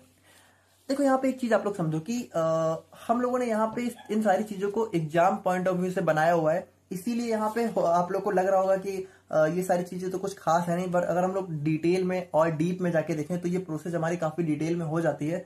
और अगर आप लोग यहाँ पे बहुत डिटेल में हम लोग इसके अंदर जाएंगे तो आप लोग बहुत कंफ्यूज हो जाओगे। आप लोग इतने में ही हो सकता है कंफ्यूज हो रहे हो, और अगर आप लोग को लग रहा है कि आप इतने में ही कंफ्यूज हो रहे हो तो एक्चुअल में अगर हम लोग इसके अंदर जाएंगे ना तो आप लोग बहुत कंफ्यूज हो जाओगे। इसीलिए आप लोग बस इतने सिंपली समझो कि नोट देखो कितनी सिंपल है, हम लोगों ने इसको बिल्कुल एग्जाम पॉइंट ऑफ व्यू से बनाई हुई है ताकि आप लोग बिल्कुल लास्ट टाइम पे पढ़ो तो आप लोग को तुरंत समझ में आ जाए। जैसे इसमें टर्मिनेशन में सिंपल सा क्या हो रहा है भाई, टर्मिनेशन में हमारा सिंपली यहाँ पे ये हमारा जो है एक ऐसे स्टेज में पहुंच जाता है जहां पे हमारा सिग्नल मिल जाता है आरएनए पॉलीमरेज को कि यहाँ पे ये हमारे आरएनए स्ट्रैंड्स को रिलीज कर दे, ठीक है, और उसके बाद ये हमारा डिटैच हो जाए डीएनए टेम्पलेट से, और यहाँ पे हमारा क्या होता है, हमारा रो फैक्टर प्रेजेंट होता है। और डीएनए टेम्पलेट का क्या मतलब है, देखो ये हमारे स्टैंड क्या है, टेम्पलेटेड स्टैंड तो होता है, तो वही चीज है, कुछ खास है नहीं। तो इस तरीके से हमारा होता है ट्रांसक्रिप्शन या फिर आरएनए सिंथेसिस, है ना। तो यहाँ पे क्या होगा, हमारा फाइनली जो है हमारा आरएनए बन के अलग हो जाएगा। और अब हम लोग यहाँ पे बात करते हैं अपने ट्रांसलेशन, या फिर जो है इसी को हम लोग जो है प्रोटीन सिंथेसिस के नाम से भी जानते हैं। अब ये हमारा जो है और ज्यादा कॉम्प्लेक्स होता है, तो देखो इसको भी हम लोगों ने बहुत सिंपल बना दिया है, और इसको भी आप लोग थोड़ा ध्यान से समझना। देखो इसको समझने से पहले हम लोग कुछ चीजें समझते हैं, जैसे हमारा एमआरएनए क्या होता है। देखो यहाँ पे ये जो फॉर्म होता है ना, बेसिकली यहाँ पे हमारे एमआरएनए की ही सिंथेसिस होती है। एमआरएनए का मतलब होता है मैसेंजर आरएनए। तो देखो यहाँ पे इस जो एमआरएनए है उससे जो प्रोटीन बनने की प्रोसेस है उसको हम लोग क्या बोलते हैं, ट्रांसलेशन। तो देखो ट्रांसलेशन का जैसे हम लोग मतलब ही देखें तो ट्रांसलेशन का मतलब है इस मैसेंजर आरएनए के अंदर जो मैसेज है उसका ट्रांसलेशन हो जाए, ठीक है, और वो प्रोटीन के फॉर्म में कन्वर्ट हो जाए। अब प्रोटीन हमारे क्या होते हैं भाई, प्रोटीन हमारे कह सकते हो जो अमीनो एसिड्स हैं उन्हीं की तो लॉन्ग चेन मिलके हमारी प्रोटीन्स बनाती है, और इनके बीच में जो बॉन्ड होते हैं उनको हम लोग क्या बोलते हैं, पेप्टाइड बॉन्ड। तो यहाँ पे इनको प्रोटीन्स को हम लोग जो है पॉलीपेप्टाइड के नाम से भी जान सकते हैं। देखो सिंपली समझो, प्रोटीन का मतलब क्या होता है, हमारे लॉन्ग चेन अमीनो एसिड्स, है ना। इतना तो आप लोग को पता है ना कि हमारे अमीनो एसिड से मिलकर प्रोटीन बनाते हैं। तो यहाँ पे देखो होता क्या है कि translation is defined as a process by which genetic information encoded in mRNA is decoded to produce a specific sequence of amino acids which then folds into functional protein. देखो यहाँ पे क्या होता है, जो हमारी जेनेटिक इंफॉर्मेशन है जो कि एमआरएनए में इनकोड रहती है वो हमारी डिकोड हो जाती है टू प्रोड्यूस, यानी कि डिकोड होकर क्या करती है, वो हमारा प्रोडक्शन करती है एक specific sequence of amino acid. देखो ऐसा नहीं है कि हमारा अमीनो एसिड अगर किसी भी तरीके से ज्वाइंट हो गए तो प्रोटीन हो जाते हैं। एक specific sequence of amino acid जब ज्वाइन होते हैं, मतलब अमीनो एसिड किसी एक स्पेशल सीक्वेंस में जब ज्वाइन होते हैं तभी हमारा प्रोटीन बनता है। इस चीज को आप लोग ध्यान रखना, ठीक है। तो जब वो हमारा स्पेशल सीक्वेंस बना देते हैं तो उसी चीज को हम लोग बोलते हैं प्रोटीन। अच्छा देखो प्रोटीन अगर आप लोगों ने स्टार्टिंग लेक्चर देखा था तो क्या होता है, प्रोटीन भाई हमारे बहुत अलग अलग टाइप के होते हैं। जैसे हमारा इस प्रोटीन क्या होता है, जैसे हमारा एक होता है हमारा सिंगल सा प्रोटीन, है ना, तो ये हमारा नॉर्मल सी चेन हो जाती है, और उसके बाद यही हमारी फोल्डिंग बन जाती है, तो ये हमारी कुछ इस टाइप से हो जाती है, ठीक है। तो यहाँ पे क्या होता है, ये फर्दर हमारे प्रोटीन जो है फोल्ड हो जाते हैं, है ना, which then folds into the functional protein. उसके बाद हम लोग बात करते हैं process occurs in the ribosome of cell. अब देखो इतना तो आप लोग को पता है कि हमारा प्रोटीन सिंथेसिस कहाँ होती है, हमारे राइबोसोम के अंदर होती है। तो हम लोग अभी देखेंगे कि राइबोसोम के अंदर एमआरएनए से कैसे होती है, बाकी वो चीजें तो देखेंगे। And involve the interaction between mRNA, tRNA and ribosomal protein. और इसके अंदर क्या क्या देखने को मिलता है, हमारा एमआरएनए, ठीक है, मतलब ये जो एमआरएनए बना ये भी देखने को मिलता है, और हमारा टीआरएनए, ठीक है, तो ये हमारा होता है टीआरएनए। अभी हम लोग इसको देखेंगे। ट्रांसफर टीआरएनए को हम लोग बोलते हैं ट्रांसफर आरएनए, और हमारा जो है राइबोसोमल प्रोटीन्स या फिर राइबोसोमल आरआरएनए भी देखने को मिलता है। देखो आरएनए 3 टाइप के होते हैं, टीआरएनए, एमआरएनए और आरआरएनए। तो ये तीनों का ही रोल हमें यहाँ पे देखने को मिलता है। और स्टेजेस की बात करें तो यहाँ पे भी हमारे 3 स्टेज होते हैं। देखो सिंपल है, सब में 3 ही स्टेज होंगे, इनिशिएशन, इलोंगेशन, टर्मिनेशन। इनिशिएशन की अगर हम लोग बात करें, अब यहाँ पे देखो इन सारी चीजों को देखने से पहले हम लोग थोड़ा सा कुछ चीजें समझ लेते हैं ताकि आप लोग को समझने में आसानी हो। देखो यहाँ पे एक टर्म हमारा आ जाता है कोडॉन। तो कोडॉन का मतलब क्या होता है, ग्रुप ऑफ 3 नाइट्रोजनस बेसेस। जैसे कि अगर हम लोग एग्जांपल की बात करें तो हमारे जैसे बॉडी में 2 टाइप के स्पेसिफिक कोडॉन होता है। जैसे एक हमारा होता है स्टार्ट कोडॉन, ठीक है, तो मतलब यही नहीं कि यही दोनों होते हैं, इसके अलावा भी होते हैं, लेकिन हम लोग स्पेसिफिक बात करें जो हमारे यूज होने वाले हैं तो एक होता है हमारे स्टार्ट कोडॉन। अब कोडॉन क्या होता है, ग्रुप ऑफ 3 नाइट्रोजनस बेसेस। तो स्टार्ट कोडॉन में हमारे कौन कौन से होते हैं, एडनिन, यूरासिल और ग्वानिन, ठीक है। तो ये तीनों हमारे किस में देखने को मिलते हैं, हमारे स्टार्ट कोडॉन में। और स्टॉप कोडॉन भी हमारी बॉडी के अंदर होते हैं कुछ कुछ, जैसे कि हमारा यूरासिल, एडनिन, ठीक है। तो अगर इस तरह का ग्रुप है, देखो ये तीनों हमारे होते हैं स्टॉप कोडॉन, ये एयूजी हमारा होता है स्टार्ट कोडॉन, ठीक है। कोडॉन मतलब समझ गए ना, ग्रुप ऑफ 3 नाइट्रोजनस बेसेस। और अगर हम लोग यहाँ पे अपने राइबोसोम की बात करें तो देखो राइबोसोम का अगर हम लोग डिटेल स्ट्रक्चर देखें, वैसे तो हम लोग यहाँ पे अपने सेल के अंदर इसको ऐसे दिखा देते हैं, लेकिन इसको हम लोग डिटेल में देखें तो ये हमारा इस टाइप से देखने को मिलता है। मतलब इसके अंदर हमारी ये होती है लार्ज सब यूनिट, ठीक है, जिसको हम लोग सेमेंटियस बोलते हैं। अभी सेमेंटियस क्या होता है इतना डिटेल में नहीं जानना है हमें, सिंपली समझो कि हमारा सेमेंटियस होती है लार्ज सब यूनिट, और एक हमारी स्मॉलर सब यूनिट होती है जिसको हम लोग बोलते हैं 30S, ठीक है। और वहीं पे हमारा एक प्रोटीन एक हमारा आरएनए होता है जिसको हम लोग बोलते हैं टीआरएनए। तो टीआरएनए क्या होता है कि ये हमारा जो है हमारा कुछ इस टाइप से एक इनफोल्डिंग्स के फॉर्म में कन्वर्ट हो जाता है, और इसका स्ट्रक्चर हमें कुछ इस टाइप से देखने को मिलता है, ठीक है। तो ये इतना आप लोग आई होप कि समझ गए होंगे। और यहाँ पे हमारा एमआरएनए तो आप लोग को पता ही है कि एमआरएनए हमारा सिंपल कुछ इस टाइप से होता है ना। तो यहाँ पे देखो इनिशिएशन में होता क्या है, basically the mRNA binds to the ribosome and the process begins with the start codon being recognized by initiator tRNA। अच्छा यहाँ पे एक चीज हम लोगों ने और नहीं देखी कि हमारे कह सकते हो जो हमारा राइबोसोम है इसके अंदर हमारे 3 कंपोनेंट होते हैं, EPA। अभी EPA क्या होता है इतना भी हमें डिटेल में नहीं जानना है, बस आप लोग समझो कि 3 कंपोनेंट होते हैं। और इन तीनों कंपोनेंट का काम क्या होता है, बेसिकली ये जो देखो ये जो हमारा tRNA है ना, तो ये क्या होता है कि ये हमारा ए वाले कंपोनेंट से कह सकते हो इंटर करता है, पी वाले में कह सकते हो ये हमारा जो है ग्रो करता है ना, और ई वाले में क्या होता है, ई वाले में जाके ये हमारा कह सकते हो हमारे जो है राइबोसोम से बाहर निकल जाता है। मतलब देखो ए से एंट्री लिया, पी में कह सकते हो सर्वाइव किया और ई से हमारा बाहर निकल गया, है ना। तो कुछ खास नहीं है, बस आप लोग अभी बस सिंपली समझो। होता क्या है कि देखो सबसे पहले क्या होता है, जो हमारा एमआरएनए है वो हमारा बाइंड हो जाता है किससे, राइबोसोम से। देखो यहाँ पे क्या हुआ, ये जो एमआरएनए है ना, एमआरएनए ये हमारा बाइंड हो गया इस राइबोसोम से, ठीक है। तो यहाँ पे देखो हमारा राइबोसोम की ये हमारी स्मॉलर यूनिट हो गई, ये हमारी लार्जर यूनिट हो गई, ठीक है। और ये हमारा एमआरएनए हो गया। अब यहाँ पे क्या होता है, and the process begins with the start codon being recognized by the initiated tRNA। अब होता क्या है, ध्यान से समझना, बहुत इंपॉर्टेंट चीज है।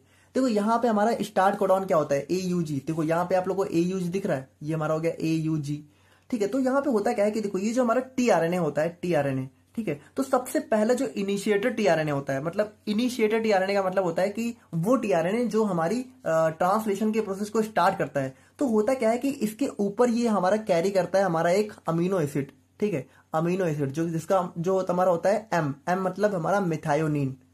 देखो इसको आप लोग समझते जाओ, बहुत इंपॉर्टेंट है, ठीक है। तो ये होता क्या है कि हमारा जो tRNA है ये हमारा मिथायोनिन को लेके यहाँ पे हमारा एंट्री कर जाता है इस राइबोसोम के अंदर। और यहाँ पे देखो हमारा इस सेंटर वाले में, ठीक है, इस पी वाली यूनिट कह सकते हो हमारे कंपोनेंट में हमारा एंटर करके यहाँ पे देखो ये हमारा कुछ इस टाइप से यहाँ पे ये हमारा हो गया इसके ऊपर एम, ठीक है, और ये हमारा जो है कुछ इस टाइप से एंटर कर जाता है। और यहाँ पे देखो सबसे इंपॉर्टेंट चीज क्या होती है, इस वाले tRNA को अगर हम लोग देखें तो इसके बेस पे हमें यहाँ पे देखने को मिलता है हमारा जो है एक एंटीकोडॉन।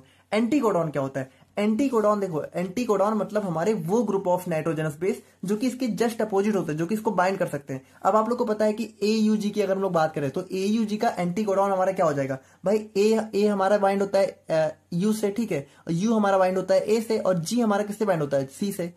इतना आप लोगों ने स्टार्टिंग में देखा ना कि ए हमारा यूरासिल से बाइंड होता है, तो यूरासिल एयू का बॉन्ड बनता है और सीजी जीसी, है ना।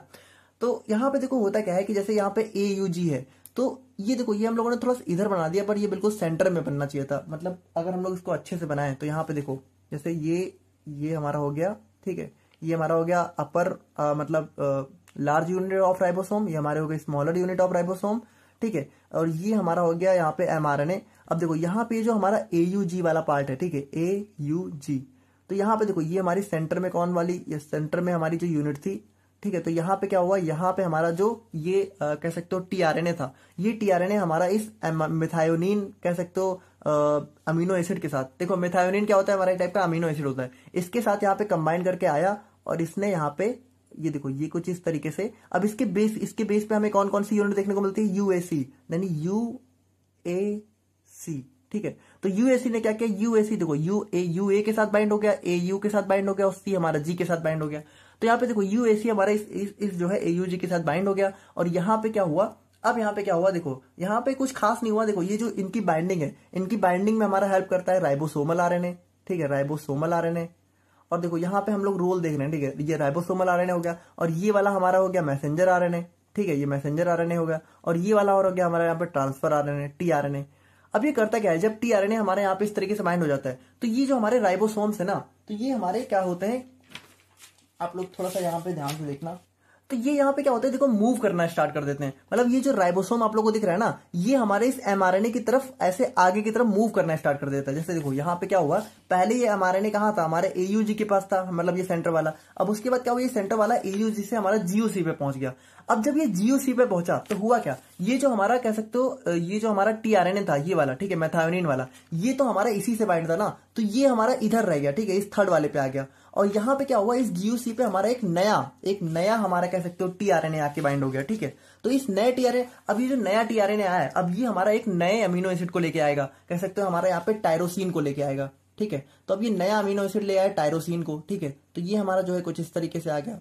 अब हुआ क्या, यहाँ पे देखो ये जो हमारा पुराना वाला कह सकते हो tRNA था, इसके पास कौन सा था हमारा अमीनो एसिड, मेथायोनिन। अब इसके पास कौन सा है, टायरोसिन। अब होगा क्या, इस मेथायोनिन और टायरोसिन के बीच में हमें जो है एक बॉन्ड देखने को मिल जाएगा, जिसको हम लोग बोलते हैं पेप्टाइड बॉन्ड, ठीक है। और होगा क्या, ये मेथायोनिन हमारा यहाँ पे इस tRNA को, ठीक है, यानी इस tRNA को छोड़ के, और ये हमारा इसके साथ जो है बाइंड हो जाएगा, ठीक है। तो यहाँ पे देखो हुआ क्या, हमारा एक बॉन्ड देखने को मिल गया T और M के बीच में, TM मतलब मेथायोनिन और टायरोसिन के बीच में, और ये दोनों क्या है, ये दोनों हमारे एक टाइप के अमीनो एसिड है। अब होता क्या, ध्यान से देखना, अब यही होता रहता है, मतलब यहाँ पे क्या होता है कि ये हमारा जो हमारा कह सकते हो राइबोसोम है, ये यहाँ पे आगे बढ़ता रहता है, और यहाँ पे क्या होता है, नए हमारे tRNA एक नए अमीनो एसिड के साथ आते रहते हैं, और धीरे धीरे क्या होता है कि यहाँ पे इस तरीके से अमीनो एसिड यहाँ पे ट्रांसफर होते रहते हैं सेंटर वाले पे, ठीक है। और सेंटर में ट्रांसफर होते होते क्या होता है कि यहाँ पे इनका हमारे बहुत सारे अमीनो एसिड की यहाँ पे हमें एक लॉन्ग चेन एट लास्ट में देखने को मिल जाती है, और पहुंचते पहुंचते, ठीक है, मूव करते करते जब ये लोग यहाँ पे यूएजी यानी कि हमारे स्टॉप कोडॉन के पास पहुंचते हैं,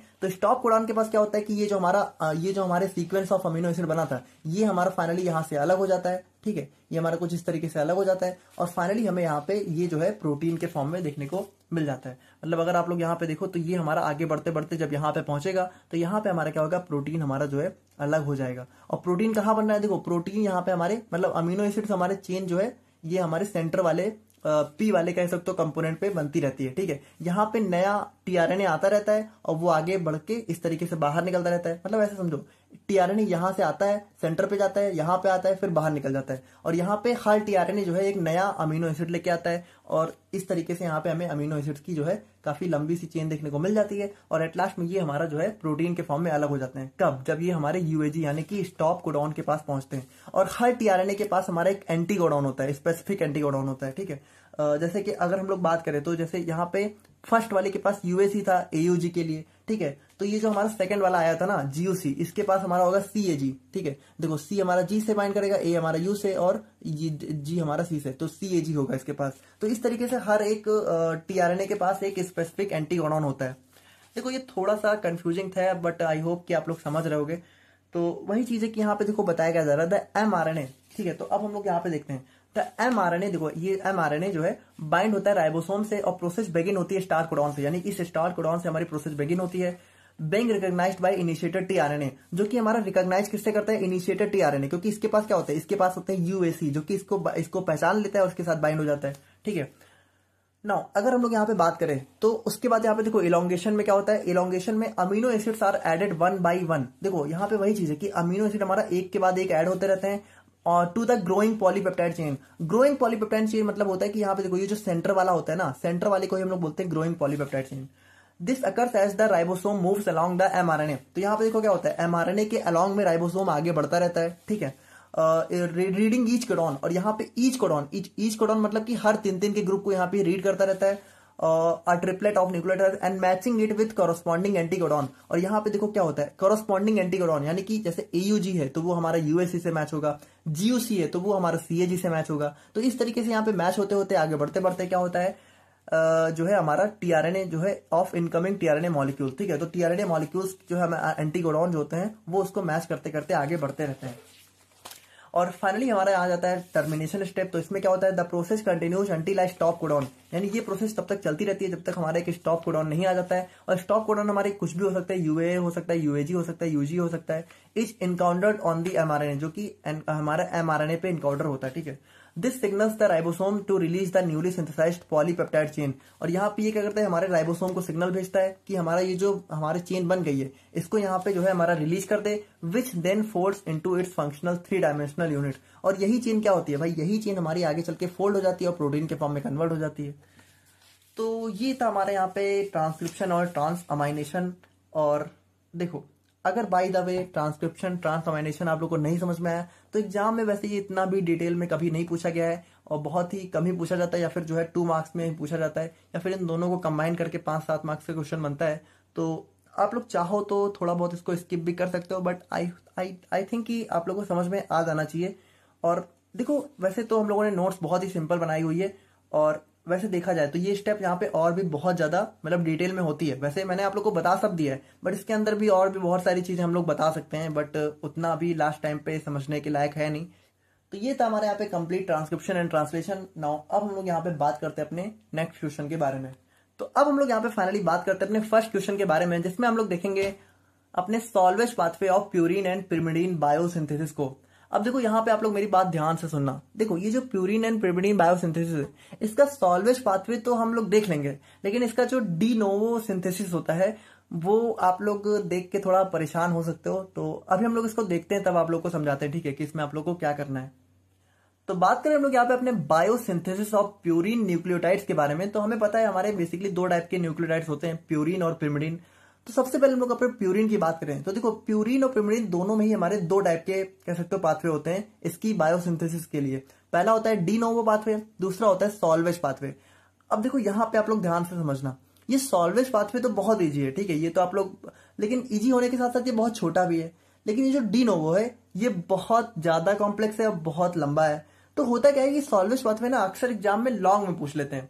तो देखो आप लोग सॉल्वेज पाथवे ही यहाँ पे याद कर लेना, वैसे तो ये बहुत सिंपल है, लेकिन यहाँ पे डी नोवो पाथवे भी आप लोग एक बार नजर डाल लो। वैसे देखो मेरा पर्सनल सजेशन है आप लोग इसको मत पढ़ना, मतलब अगर आप लोग इसको एक महीने पहले भी पढ़ रहे हो तो मत पढ़ो, एक दिन पहले भी पढ़ रहे हो तो बिल्कुल मत पढ़ो। क्यों ना पढ़ो, क्योंकि आप लोग यहाँ पे देख सकते हो ये होता है हमारे यहाँ पे इसका पाथवे, ठीक है।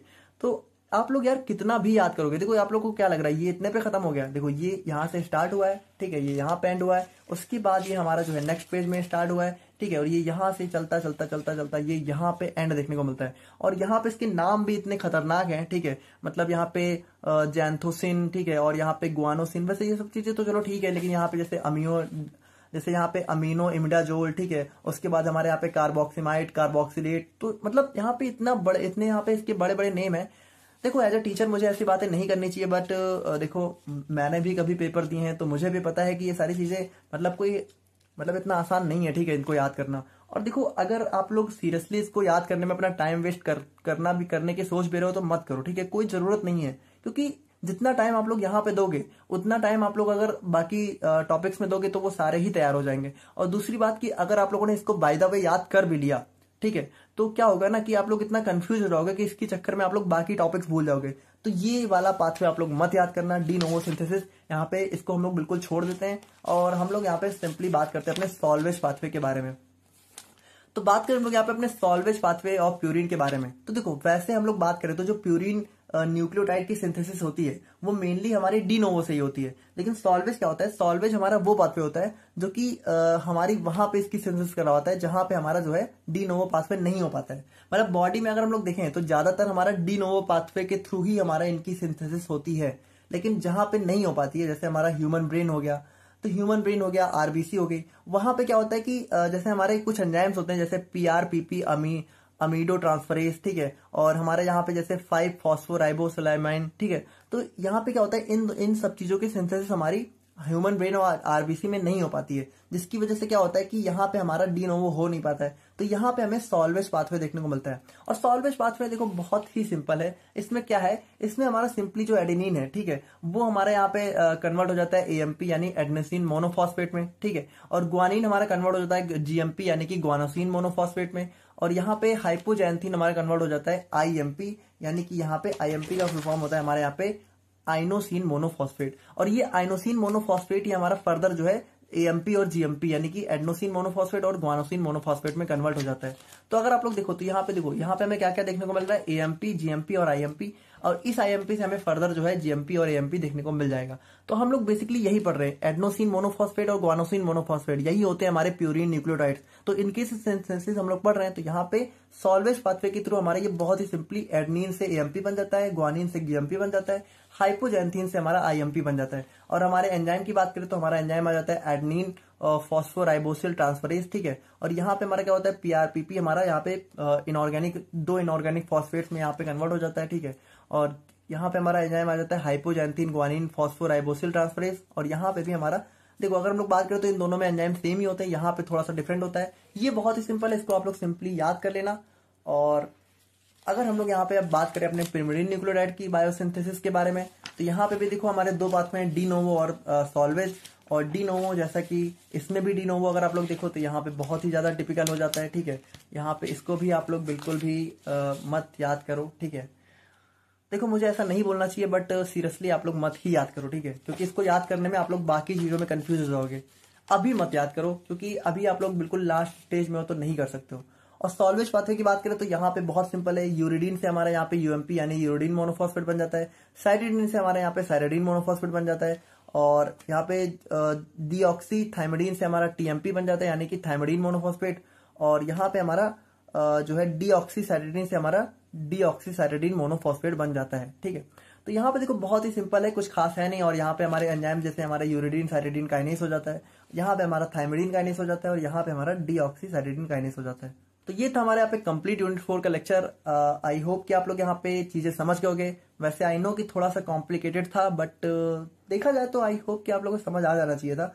मेन हमें यहाँ पे देखो, मेन जो हमें समझना था वो था हमारा structure of DNA and RNA और रेप्लिकेशन ऑफ डीएनए। ये दोनों टॉपिक अगर आप लोग को यहाँ से समझ में आ गए हैं तो कोई दिक्कत नहीं है। ये सारे टॉपिक्स यहाँ पे इतने ज्यादा रिपीटेडली नहीं पूछे जाते हैं, तो इतना परेशान होने की जरूरत नहीं है। बाकी हम लोग बात करें तो देखो, जो प्यूरिन एंड पिरिमिडीन की सिंथेसिस है ये पूछी तो बहुत बढ़ जाती है, लेकिन आप लोग कोशिश करो कि पहली बात तो इसका सॉल्वेज पाथवे तो आप लोग याद कर ही लोगे।